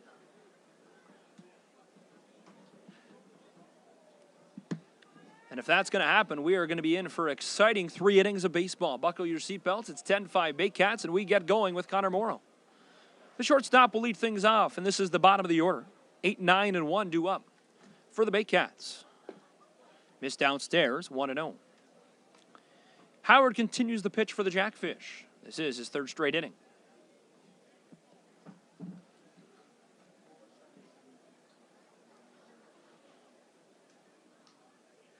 The 1-0 pitch, swung on, pulled foul. And now 1-1. Morrow in the postseason has 2 doubles, a home run, 7 RBIs. He's one of those 4 players that have played in all 7 of their postseason games, has made the start in all 7. At shortstop. 2-1.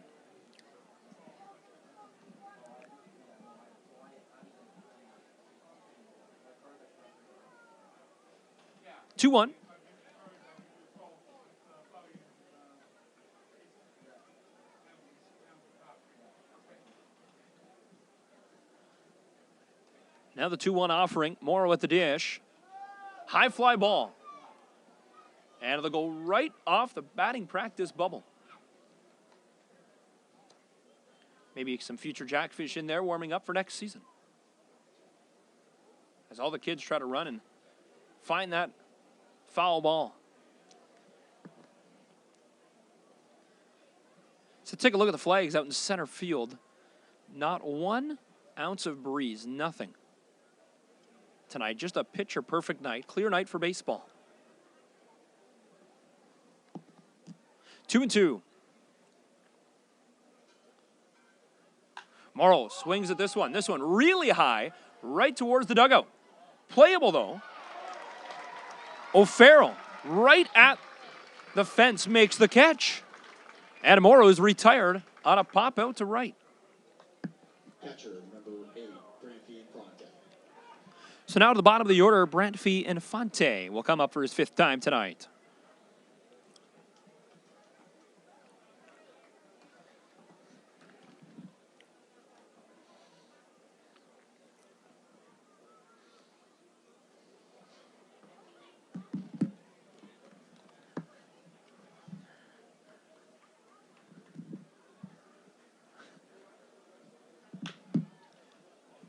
First pitch swung on, foul to left to the Jackfish dugout.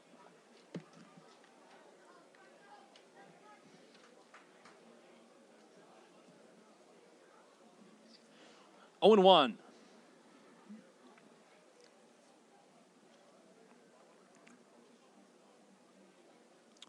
Oh 1 with 1 out, nobody aboard for Brendon Infante. Foul ball. Kids are all lined up for it in right field. Be a one hopper as they barrel roll down the field for it.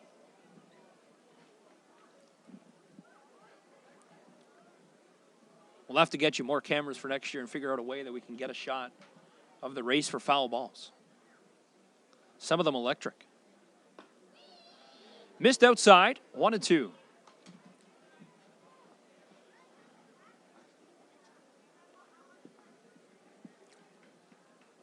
One and 2 count, though, for Brendon Infante, who will be followed by Ryan Spatero as we go back to the top of the order for the 6th time tonight after this at-bat. Nobody aboard. Little blooper. Greg McPherson can make the catch. As Romanen was well short of making that grab. Now 1-2. Greg, of course, the clubhouse attendant, who's been an excellent addition to this year's lineup. Just well loved by everyone in the Jackfish and the Niagara region. Also spends time with the Niagara Ice Dogs on their bench. Just a great ambassador of Jackfish baseball and the IBL. And if you ever get a chance to meet Greg and say hi to him, he loves to give hugs and talk about his time at the ballpark. Just a overall great guy. A great guy to talk to about Jackfish baseball. He, of course, down there in the field gets the inside scoop on all the players. So now the 1-2. 1-2 still with 1 out. As Infante has fouled off 4 straight balls. Here's pitch number 8. In the dirt, 2-2.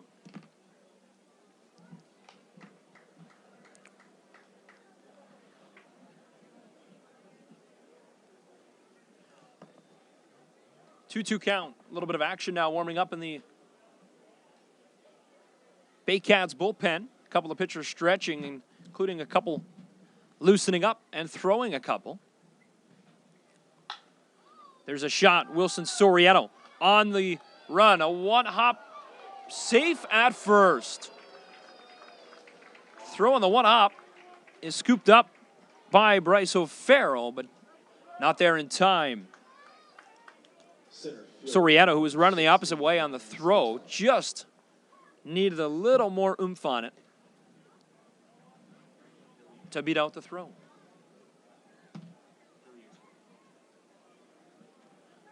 As the spotters are telling me, Brendan Hillier warming up in the bullpen for the Barrie Baycats.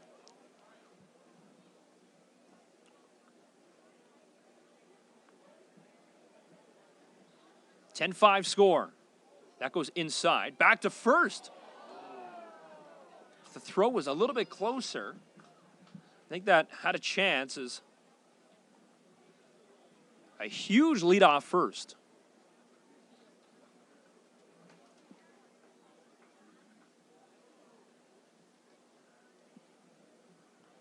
So now the 1-0 for Spataro. Infante had a huge leadoff, narrowly getting back just because the throw was behind him. 1-0, 1 out. Spataro could be a double play ball. Nicholson, though, unable to grab it as it pops right up over his shoulder. Frustrated with himself on a weird hop that spun him right around 360 degrees. Regardless, Second baseman, number 22, Starlin Rodriguez. fluke error will add a little bit of character to this Jackfish now as they try to come out of this situation. 1 out, runner on first and second. Jackfish cannot let the Baycats score if they're going to be able to have any chance of coming back in this ball game. Defense is going to have to come alive here as Casey Howard continues the pitch. Remember, Casey Howard, normally a closer for the Jackfish. Came into the fifth. This is the seventh inning now. Pitched all of the fifth, all 3 outs. 10-5. Baycats on top by 5, 1-0 count.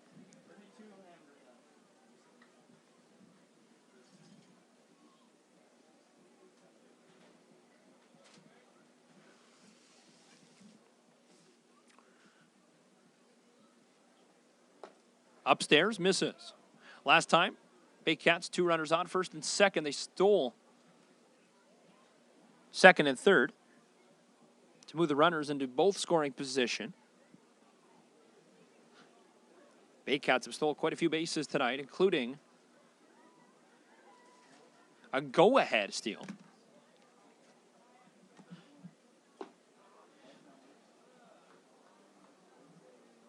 Three and 0 count.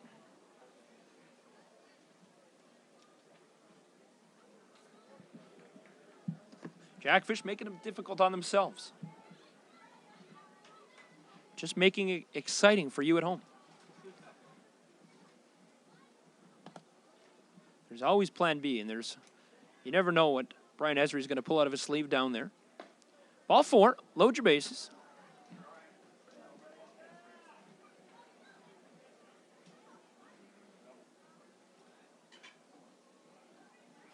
And now we'll have a mound visit to come out to talk to Casey Howard. Left fielder, number 9, Jordan Costello. If there's one man up you really don't want, it's this guy who's hit a ton of home runs in this league. Now the bases are loaded for him. We'll see if Casey Howard's able to pitch out of this. Pitch out, rather, as I struggle with the word pitch. 10-5, 1 out.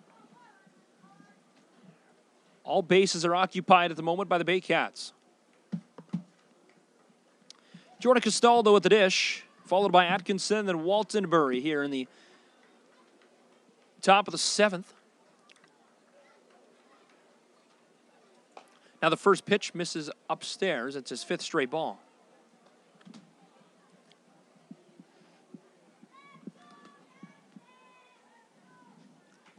One 0 count, 1 away.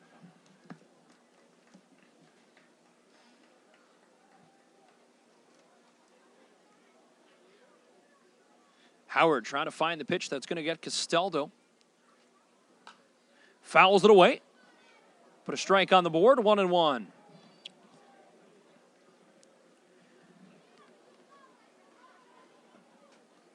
You look at Costello's numbers and what he's done for the Baycats. Just powerful. It's a good word to describe this man. Powerful at the plate. And that's the exact blueprint for this Baycat lineup in the postseason. A very powerful run so far. They're 7-0 coming into the ball game. 27-6 was the run count coming in against the Jackfish. And really, those are all coming from 2 games. Well, Costello, a shot to section 314. Next door neighbor, a 308. See you later. A pitch up and in, and that will do it Costello doesn't need any more, and that will put this game out of reach. It's 14-5 with a grand slam from Jordan Costello.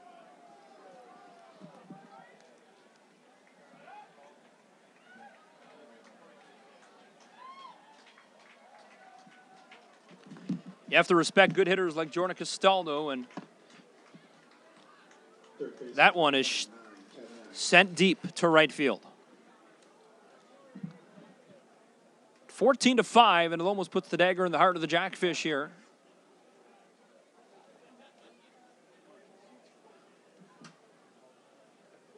As our fans in section 308 are going to go on a little adventure to get that ball.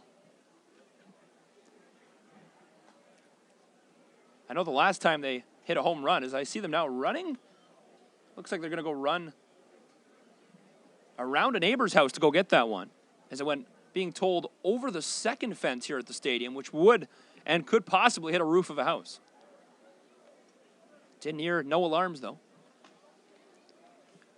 As that misses outside, 2-0.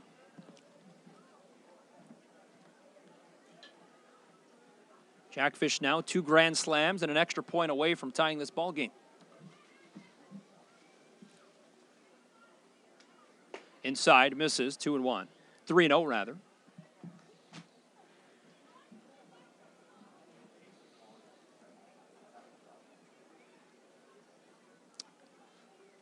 One out.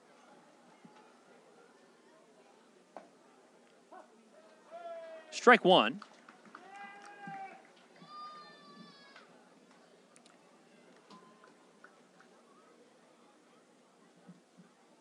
Three-one count, Casey Howard.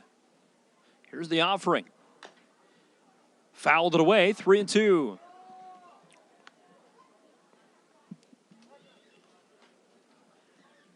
And if I'm not mistaken, that's the Baycats' second or third grand slam this postseason. They hit one in the deciding game against the Brantford Red Sox. First one this series. As that one deep, deep, deep shot to right. Swing and a miss. Put a strike on the board as the Jackfish fans still clapping, of course, as they're a strikeout away from receiving free chicken wings, compliments of Mama's Boys. Number 42, Jeff Cowan. 2 outs, top of the 7th. And that brings up Jeff Cowan.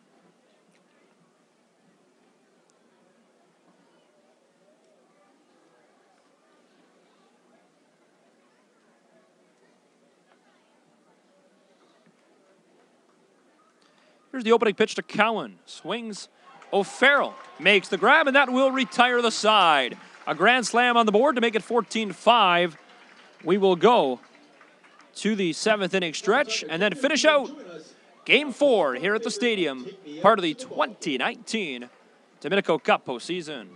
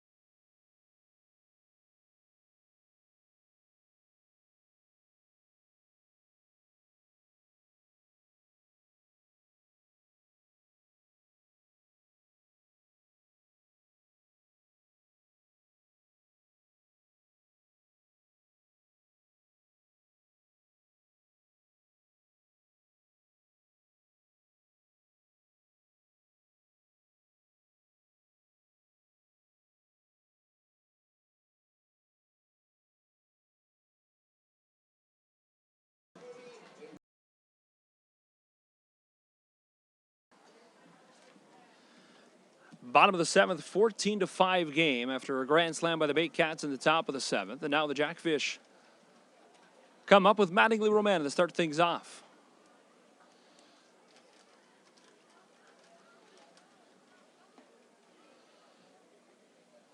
Pitch well inside.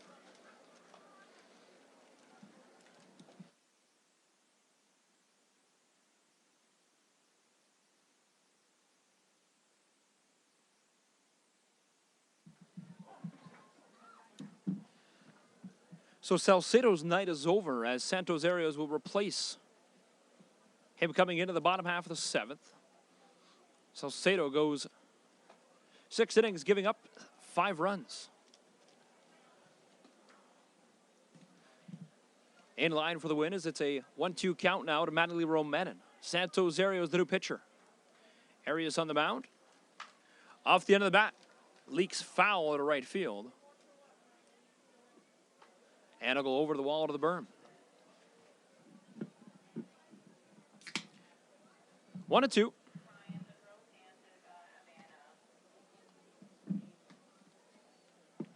Leadoff man Roman faces the 1-2, and that'll come inside. Off his back, take his base. So hit by a pitch, Romanen will go to first and bring up the center fielder, DeAndre Asbury Heath.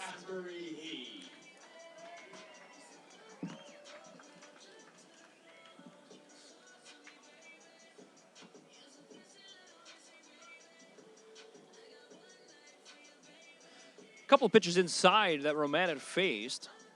And that one, well inside, right at the back and upper shoulder. Seems to be okay. Now the fastball upstairs. 1-0 count.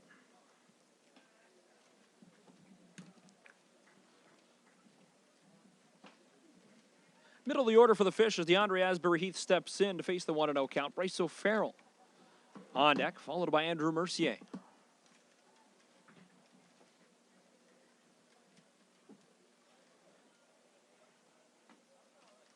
Off-speed pitch comes inside, strike 1.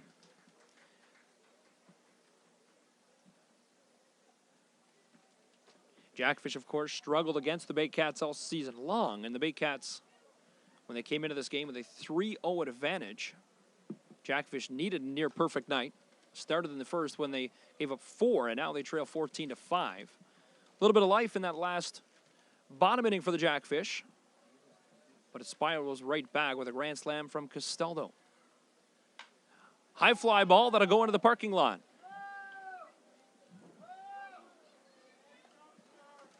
And now 1-2.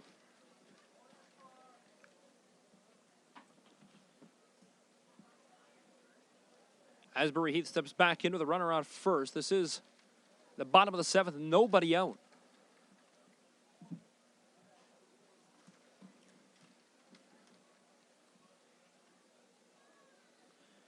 The 1-2 offering outside. Calls it a strike. Way outside. And with that, strike out number 1 of the bottom of the 7th.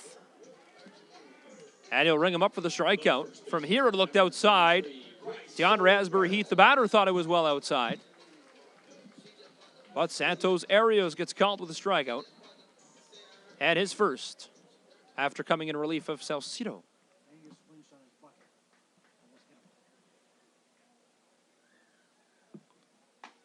Fastball down the middle, strike 1.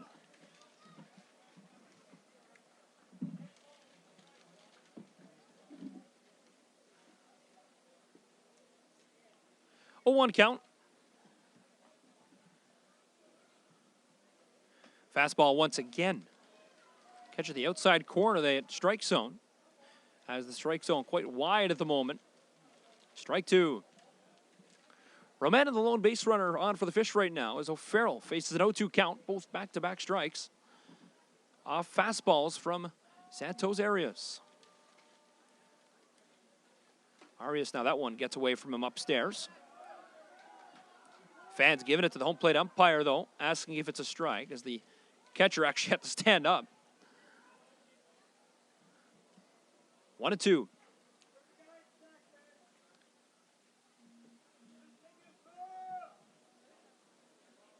Fastball offering once again. And out 2-2.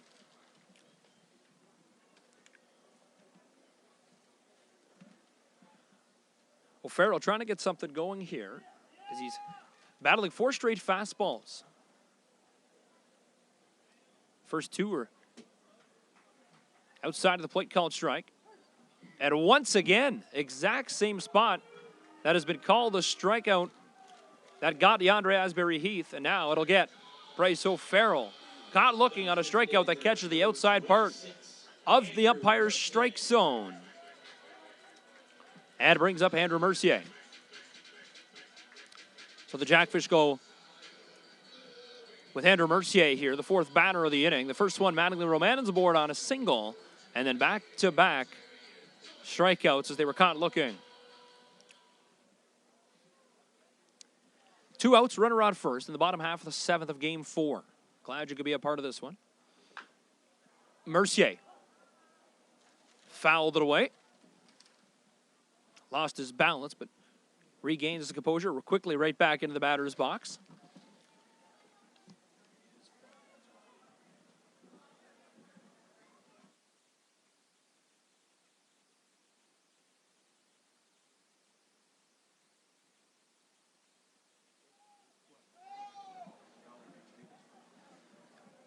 So 0-1, the first one fouled off his foot.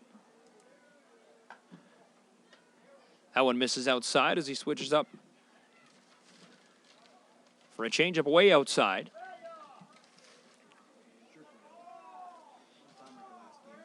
Mercier came through the timely hit in the last half inning that got things going for the Fish. Swing and a miss, though, as he's well ahead. Now strike 2. 1-2, 2 outs. Romana got aboard and then saw 2 straight strikeouts.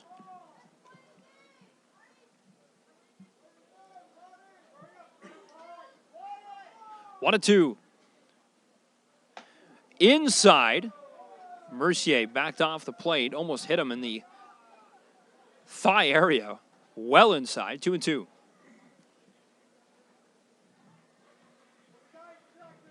Twos across the board. A chopper that goes over the head of Arias. Arias the throw now to first, well off. Runner will go to third on a errant throw. So the Jackfish runners on the corners on a mistake. An error for sure committed by the Baycats. And now with 2 outs, runners first and third for the Jackfish. The left fielder, number 11, Tyler Wood. Which will bring up Tyler Wood, the left fielder tonight for the Fish.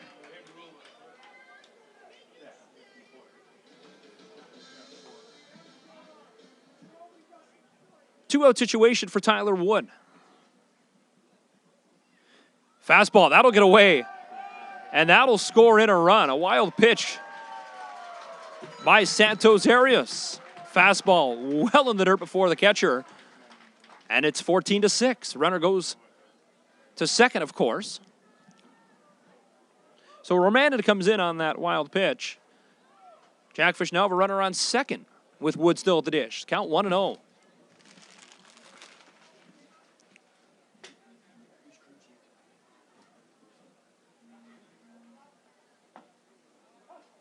Called strike. 1-1, 2 outs.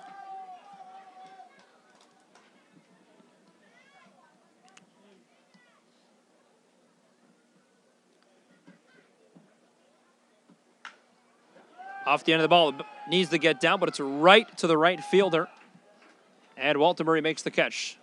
Jackfish put in a run, but it's 14-6 game. We'll go to the top of the 8th. You're watching live coverage of the 2019 Dominico Cup playoffs. This is Game 4 of the semifinals.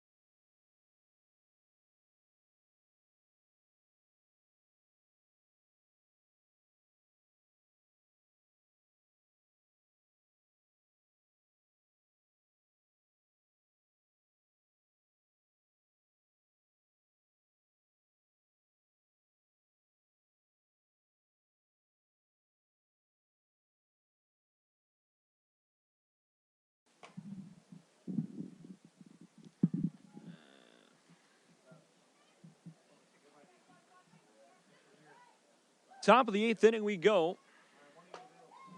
The Baycats lead 14-6 here in Game 4. As the new pitcher into the ball game is the left fielder Tyler Wood. We talked about making him into pitch tonight. He replaces Casey Howard after he went 3 complete. Fouled away. 1-2.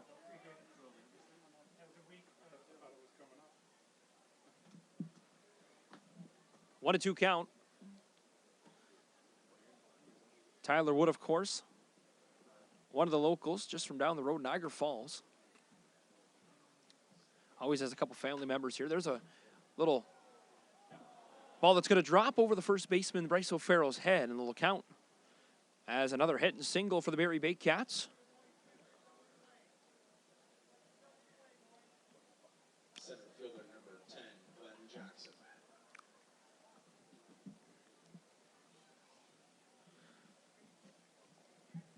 As Glenn Jackson will come into bat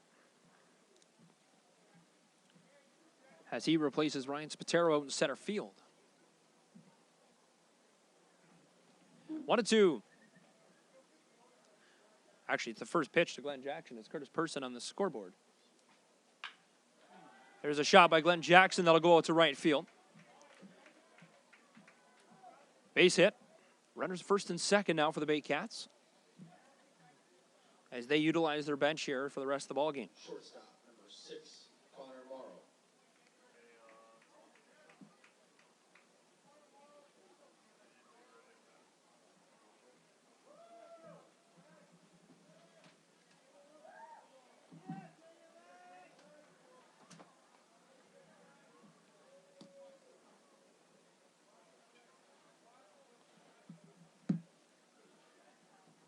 Morrow with the dish. Runner first and second for the Baycats. In a game that has had pretty much everything and is almost over now.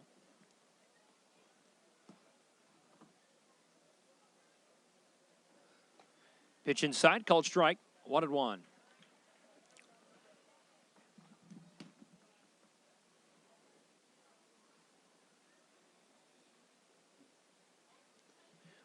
Nobody out. 2 runners on, first and second.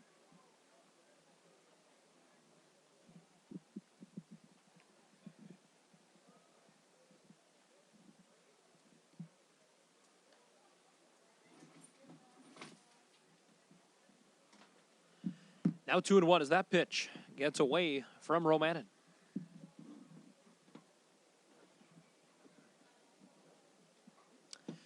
Two and 1 count. Here's the offering. Upstairs, 3-1. Wood in the IBL postseason has an ERA of 3.60. He's come in 2 games. This will be his 3rd. He's pitched 5, but don't forget, he started in left field tonight. Of course, Von Bryan, who went back to school, the lineup had to shuffle around. Make that a full count now, 3-2. Von Bryan went to school. Caleb Furistake left for school. Nicholson was unable to make the first 2 games of the series. So when you look at the lineups, the Jackfish have had a tough go against the Barrie Baycats internally as the lineup has changed. High fly ball to right. Unable to make the catch on a routine fly ball. And just unable to make the catch. Catcher number 8, Brendon Nicholson.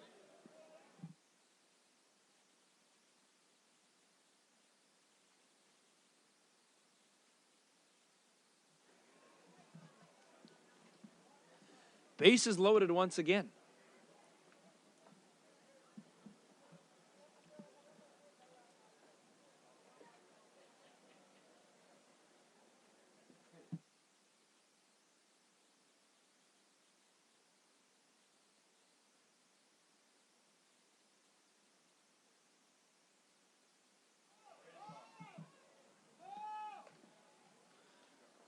So bases loaded for Brandon Nicholson. As I apologize, Ryan Spatero still in the ball game. He actually moved over to right field to replace John Waltonbury.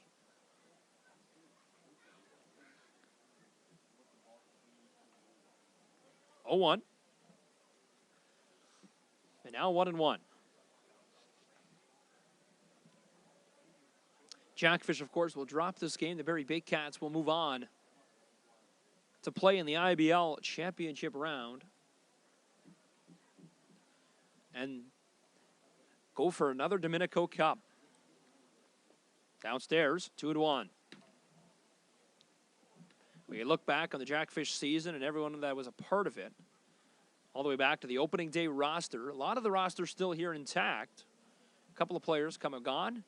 Of course, Matt Schmidt was one of those who got traded to the Guelph Royals. Had a successful year out in Guelph, where he's from, and ended up playing a couple games last season where he played before. A couple of local talent on this team that has a bright future ahead of them, including this pitcher, Tyler Wood. Pulled foul. Nearly taken out. Kyle DeGrace, who's on third.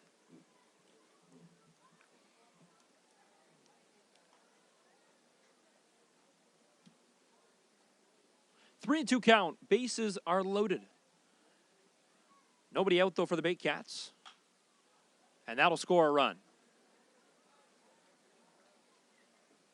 They try to test to see how high the scoreboard will go.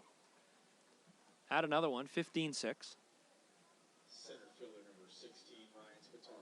You look back at the 2019 Jackfish season, of course, the Baycats were here in the game that a lot of the management will want to forget, including Ryan Harrison, who I know was on the field at times, trying to get the field playable when we had that huge rain delay. It was 0-0 after a half inning, and then we paused for about 2 hours. Fans stuck it out, though, and that was early in the year. That was our third or fourth home game only. Our only Saturday night home game of the postseason, and it happened to be ladies' night, as that was an excellent time here at the ballpark, where a dozen or so ladies got to take batting practice with the Jackfish. The Baycats put up 16, though, in that night. Now it's 15-6. Good off-speed pitch. 0-2. Back to the top of the order for Ryan Spataro. And his 7th plate appearance tonight. Looked as if he was going to let that pitch go, but just reaching out for it sends it foul.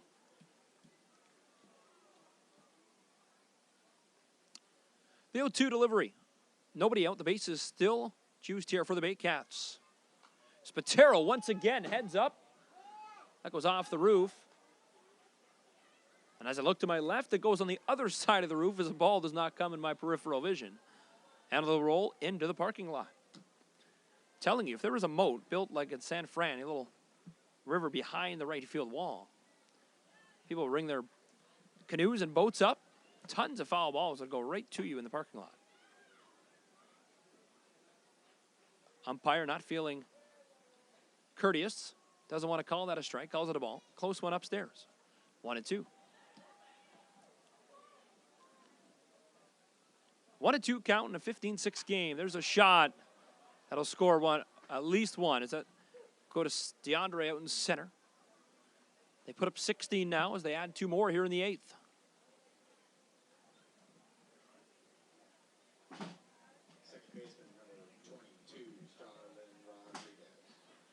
So 16 runs tonight. That's their 43rd run of this series. Not too shabby. So now Starlin Rodriguez, and we all know, if you look in the batter, due up next, Jordan Costello already has 1 grand slam tonight.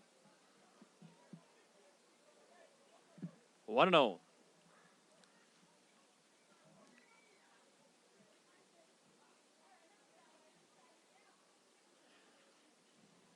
One out count deep to center.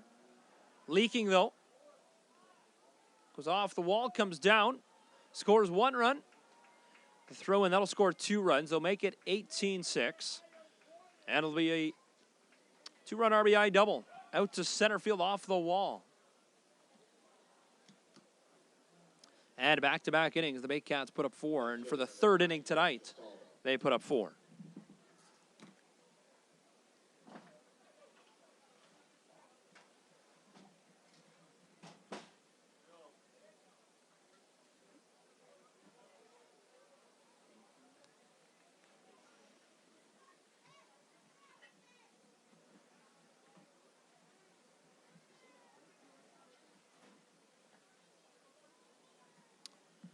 18-6 ball game.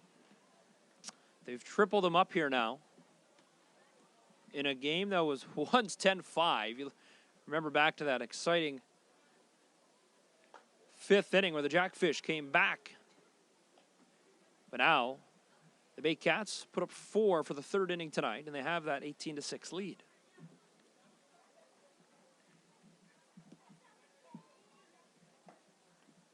Strike called, 2-1.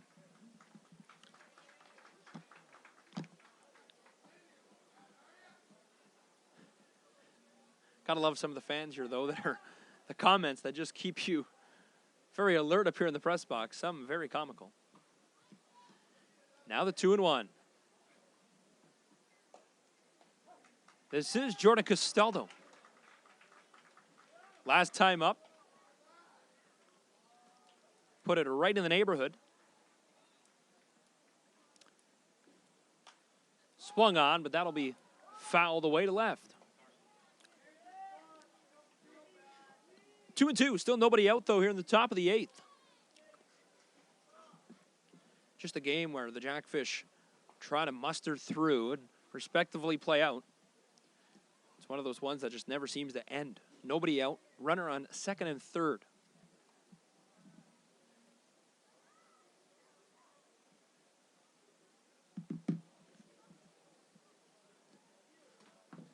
Wood leans in.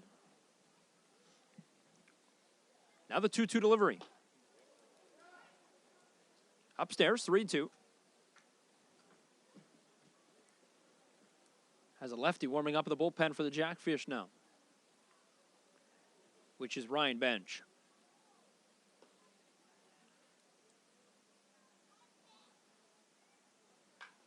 Hold on, foul.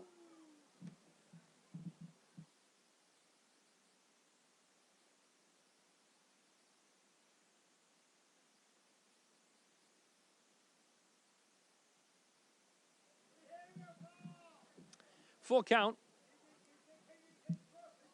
as Ryan Bench. Foul tip, hold on, foul tip.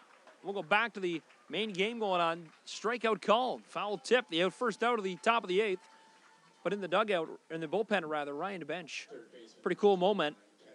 Throwing to the back catcher, who is the bullpen back catcher for the Jackfish. It's actually his brother.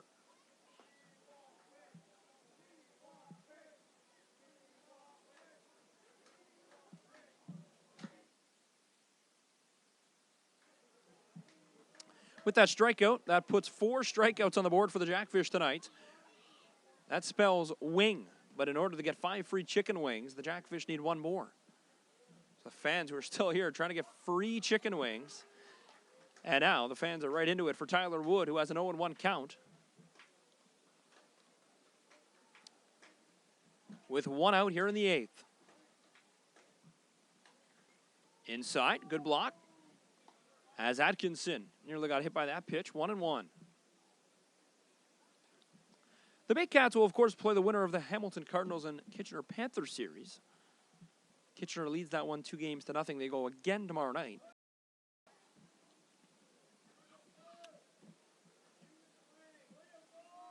And if Kitchener wins, that'll be a repeat from last year. Fouled away. 1-2. And now the fans still here in an 18-6 game at 10:26 Eastern Standard Time in the vibrant Rose City of Welland, Ontario, are 1 pitch away from free chicken wings.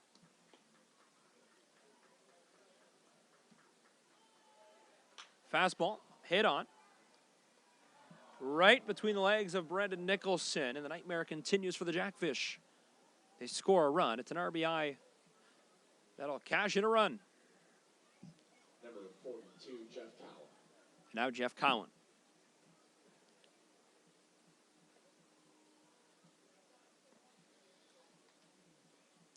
(19-6) the score. Runner 1st and 3rd. 1 out though still.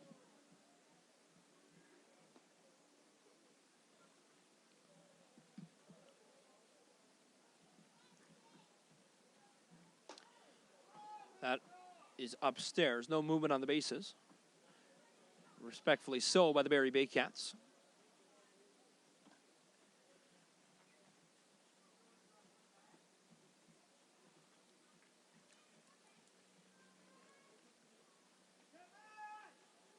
So now 1-0 with one away. Jackfish trying to get through this 8th inning and get the bats back in their hand and bring some life at least back into the batter's box. Fouled away. Could come off the press box and roll into the fans. And here it comes.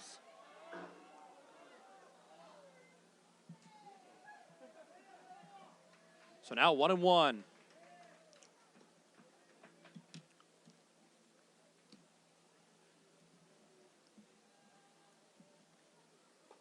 Upstairs. 2-1. You go back to when this team decided to come to Welland and then name the logo and name the team contest came out. So many people got involved. Of course, the Welland Pirates were an option. The Welland Jackfish. Out number 2 is caught. But a lot of fans, when they got caught on to the Jackfish and they started to hear the rumors in town about what this team was, didn't take long for season tickets to sell. Not sure the final number. I'm sure Ryan Harrison might have a little insight on that, of the final number of seasons tickets sold. But a huge success. Of course, got to thank all of our huge sponsors that you see out on the outfield wall who've generously been a part of this 2019 inaugural season. There's a deep shot. All the way to the wall, but it is caught. Andrew Mercier, the left fielder, makes the catch.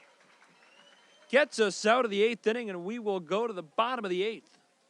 They put up 5. They're up by 19-6, the score.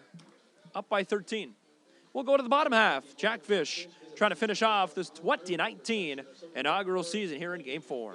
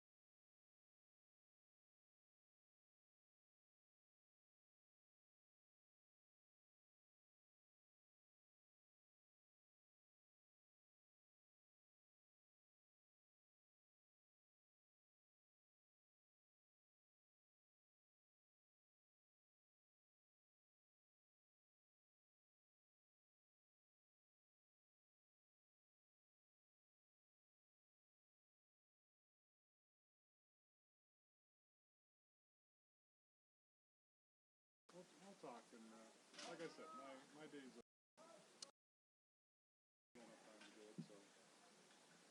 are 1-1 count, 19-6 lead for the Barrie Baycats. As of course, the Baycats will win this game, but a lot of fans sticking around to give the final applaud for the 2019 season, as the Jackfish put up quite a fight.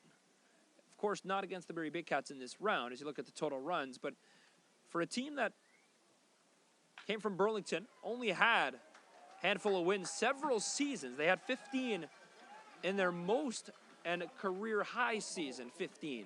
They put up 19 wins this season and then 4 more in the postseason for 23 wins. It's been exciting to be a part of for sure.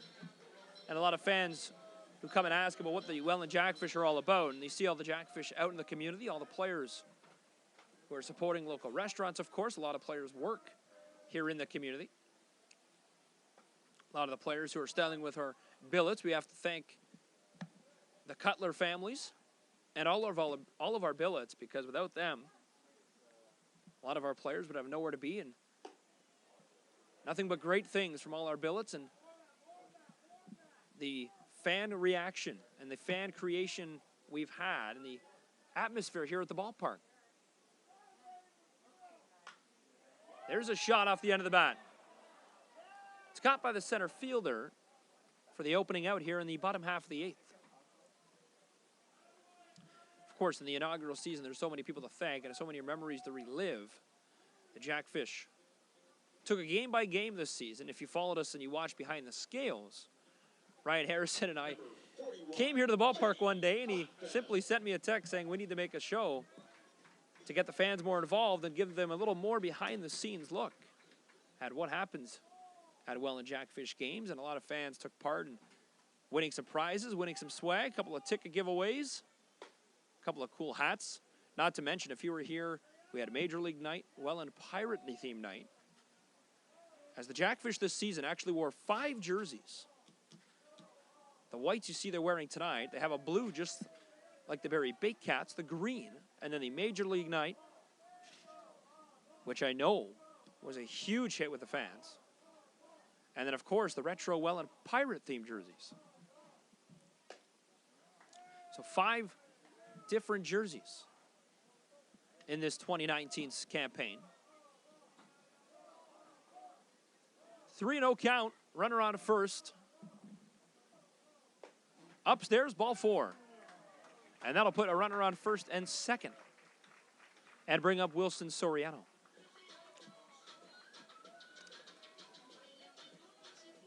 The shortstop, number 1, Wilson Soriano.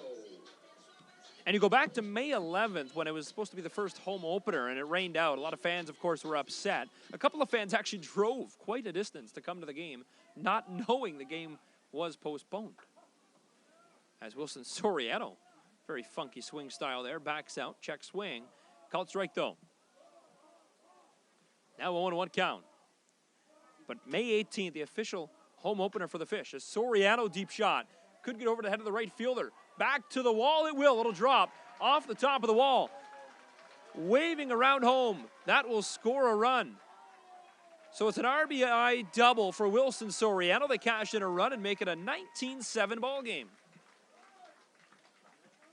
Hope you picked the over of tonight's game. 26 runs on the board here at Welland Stadium tonight. And now Mattingly Romanen will bat. You go back to May 18th in the home opener, over 1,034, I think was the exact attendance, 1,034 in attendance. And a huge decisive win over the London Majors, a team that, of course, we beat out in the postseason. But I know a lot of teams have nothing but great things to say about this franchise, as it's been a competitive year. Talk to the players, of course, like example, Nolan Pettipiece, a guy that was on the Burlington Herd. Foul ball right over our heads in the press box. As it was a line drive missile. That'll go into the parking lot. Talk to some of those players, and just what a night and day difference from playing at a park that only had a couple hundred fans to a game like tonight, over 1,000 in attendance.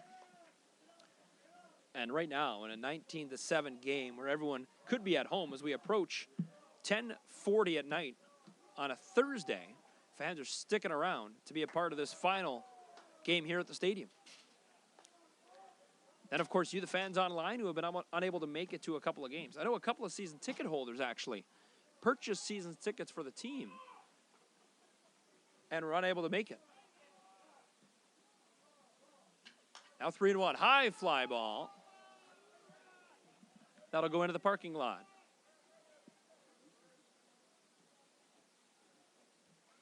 But the support the city has shown everyone, can't thank them enough. 3-2 count. Still got a ball game here. It is a 19-7 lead for the Baycats. 1 out. High fly ball to right. Drifting foul, though. It'll be a race for it. And he'll simply give up as that ball will bounce to the right field berm.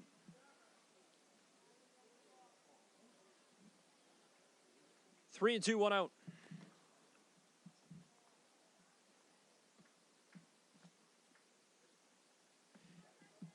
As we've played 3 hours, 8 minutes of baseball, but when you have 26 runs on the board, not going to be an early night. Foul ball back into the parking lot.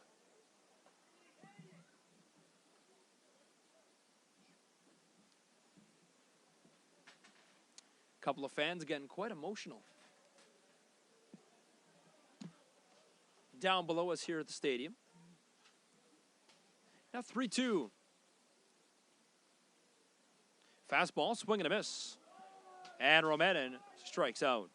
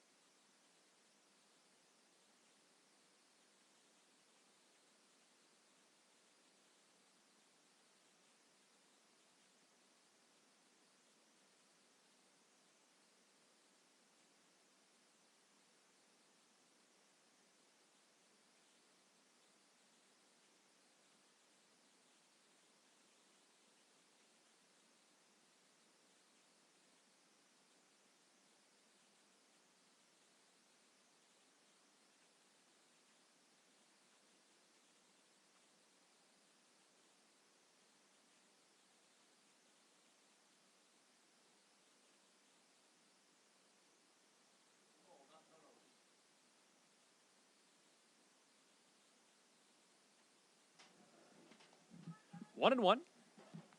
2 out situation here. Fans restless for DeAndre Asbury Heath.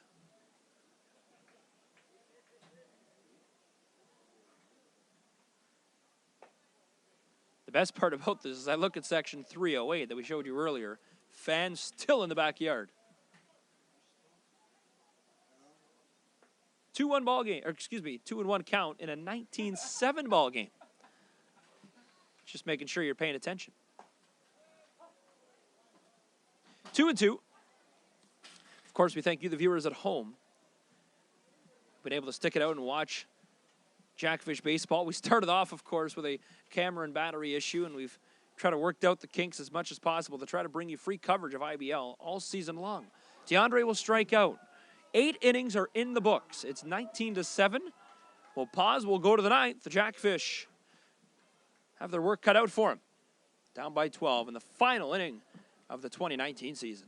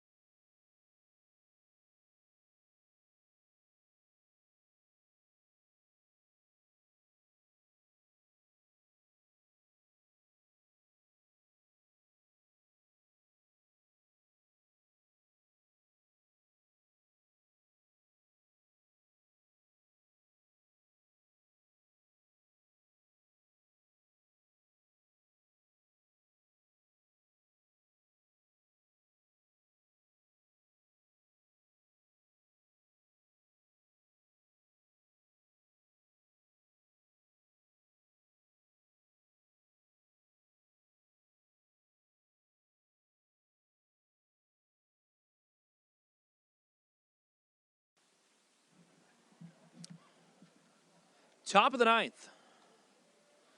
It is a 19-7 lead. New pitcher to the ball game, though. Local Ryan Bench. Good way to end for the Jackfish. Put the local up-and-coming star Ryan Bench on the mound. Bench, I know his father. Big part of the NRPS, who actually just retired. Spent a lot of years servicing for the Niagara Regional Police Service, so the Jackfish thank his father, and he was a big part of Touch a Truck Day, as I know. The Jackfish had another promotional event throughout the season where fire trucks, police, maybe some FBI SWAT were here, I know. Had a huge boat you could touch and check out.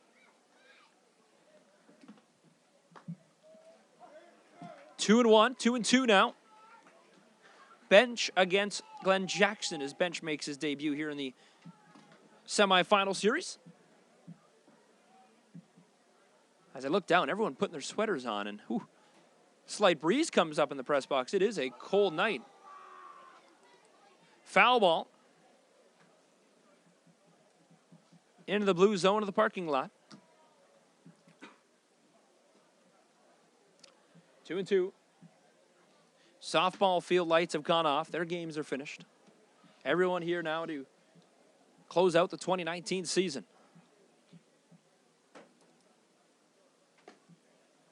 Including Section 308. 3-2. Full count. Nobody out, nobody on. This is Bench, the left-hander, coming into the ball game in relief of Tyler Wood. Fourth pitcher for the Jackfish tonight. Strike called. And that'll be chicken wings. And if that's strike number 5. Everybody in attendance walked away with 5 free wings, courtesy of the Mama's Boys. And Ryan took the words right out of the mouth. Free chicken wings. And if that'll bring a little bit of excitement to this ballpark, nothing will now. 19-7. 5 free chicken wings for everybody to enjoy tomorrow at Mama's Boys. Sweet taste of strikeouts. There's a shot. Nicholson makes the catch. Mercier back at first. And now 2 up, 2 down. Bottom of the order for Brantford Infante. They definitely don't need any more runs. They have a 12-run cushion. Pretty remarkable, though, when you look at the numbers. 46 runs in 4 games this series for the Barrie Baycats. Can't deny they have a very good ball club.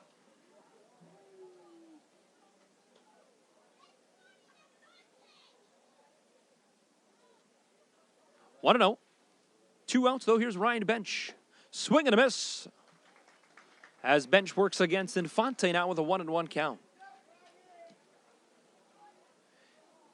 Bench, just another great kid who's always around the ballpark, always trying to help improve youth baseball.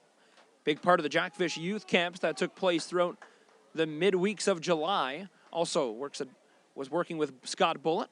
Not sure if he still works there, but he spent a lot of time inside Bulletproof, doing anything he can, getting an extra throw in, and working on a youngster's throw and being a part of their development. So many fans stick around after the game to get autographs as they flood the concourse with their programs, jerseys. From the beginning of the season, nobody really had any kind of merchandise as they started going on sale weeks before the season. And you look now, so many fans have jerseys, hats, some Major League jerseys, Welland Pirate-themed jerseys that got auctioned off. So many great promotions that ran. Now 3-2. Deep shot. Even if it's close, should be called foul. It's called foul. 3-2.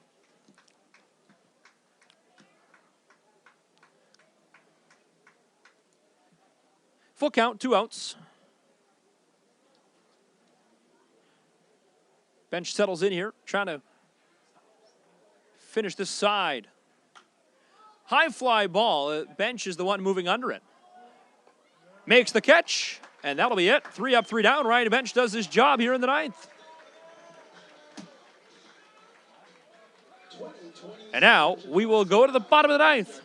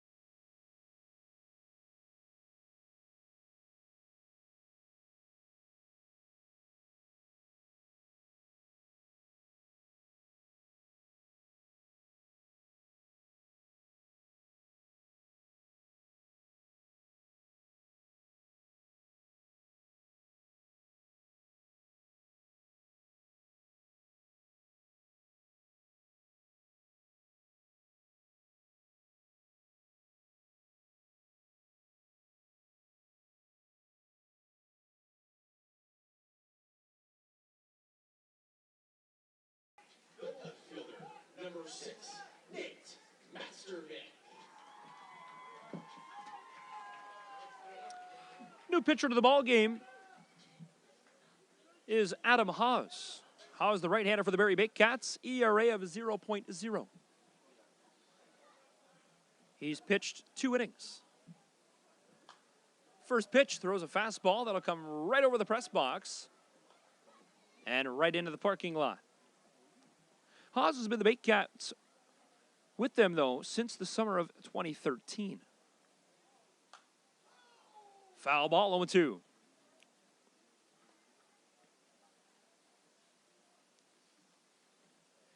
Been their closer for a long time. 6'4", listed 210 pounds. Fastball, fouled away. This one might hit the roof of the press box. And I'm telling you, those fans just walking out, they had the glove in their hand. That's back-to-back right to them. 0-2.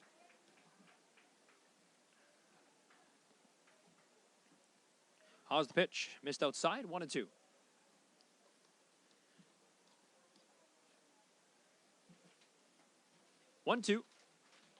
Nobody out for the Baycats as the Jackfish close out this 2019 campaign. A shot to center. Ball staying up pretty high, though. The center fielder in to make the catch. Hatless. So 1 out, and the Jackfish will bring up Andrew Mercier. Of course, tough for the Jackfish to be able to come up and try to have a little bit of emotion here in the bottom half of the ninth. They trail by 12.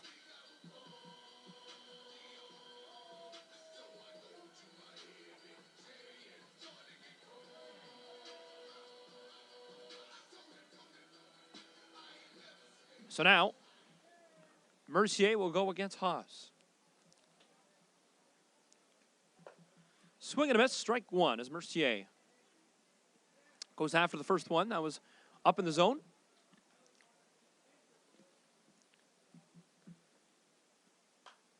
Second pitch, similar location. As I can't see much happening from Adam Haas here. He'll be trying to keep it respectful, I'm sure, and just throw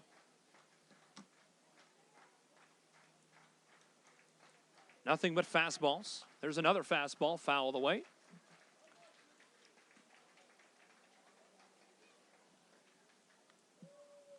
Oh, 2.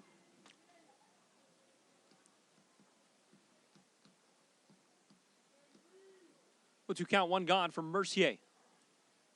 Swing and a miss, strike 3, and that'll be the second out of the final inning of Jackfish baseball for the 2019 season. Hard to believe you'll say that, but Eddie Chesil will come in to bat. Eddie, who's been that player that has come in to basically play any position. He was the player that came in for Wilson Soriano after Soriano went down after about 25 straight games at shortstop. Only player to play every single game was DeAndre Asbury Heath. Final out is recorded. The Jackfish will fall in this one 19-7. But a victory for the Jackfish this season. Of course, as we pause for Jackfish public address announcer and owner Ryan Harrison to close out the season. We'll see you again May 2020. Final score of Game 4, 19-7, and they sweep the Welland Jackfish. Final series is 4-0. So many people to thank. Be sure to check out WellandJackfish.com and stay up to date with everything Welland Jackfish. The Jackfish 29th season comes to a close as we get prepared for 2020. The Barrie Baycats, we congratulate as they will move on to the IBL Domenico Cup Championship Series. Who they play, we don't know. It'll either be the Kitchener Panthers or the Hamilton Cardinals. But be sure to keep everything and all your eyes on WellandJackfish.com and our YouTube page. Right now, be sure to hit that subscribe button, as you never know what could come your way in the off-season. Ryan Harrison, I know myself, will be back on very shortly to wrap up the 2019 season on the final edition of Behind the Scales, on which will be a great episode, and we hope you don't miss that one on Behind the Scales to wrap up the 2019 season, a season where the Jackfish put up 23 wins 8 more than the franchise best of only 15. Of course, first ever time the Jackfish moved on and played in the second round of the postseason ever right here happened this season. So many great memories, so many great fans, and so many great baseball stories to talk about. We'll wrap it up right here, though, from game number 4, the final score 19-7. The Jackfish fall to the defending champion, Barrie Baycats. On behalf of everyone, I'm Spencer Tangway. Wish you a safe good night and good luck to the Barrie Baycats. But a reminder, go Jackfish.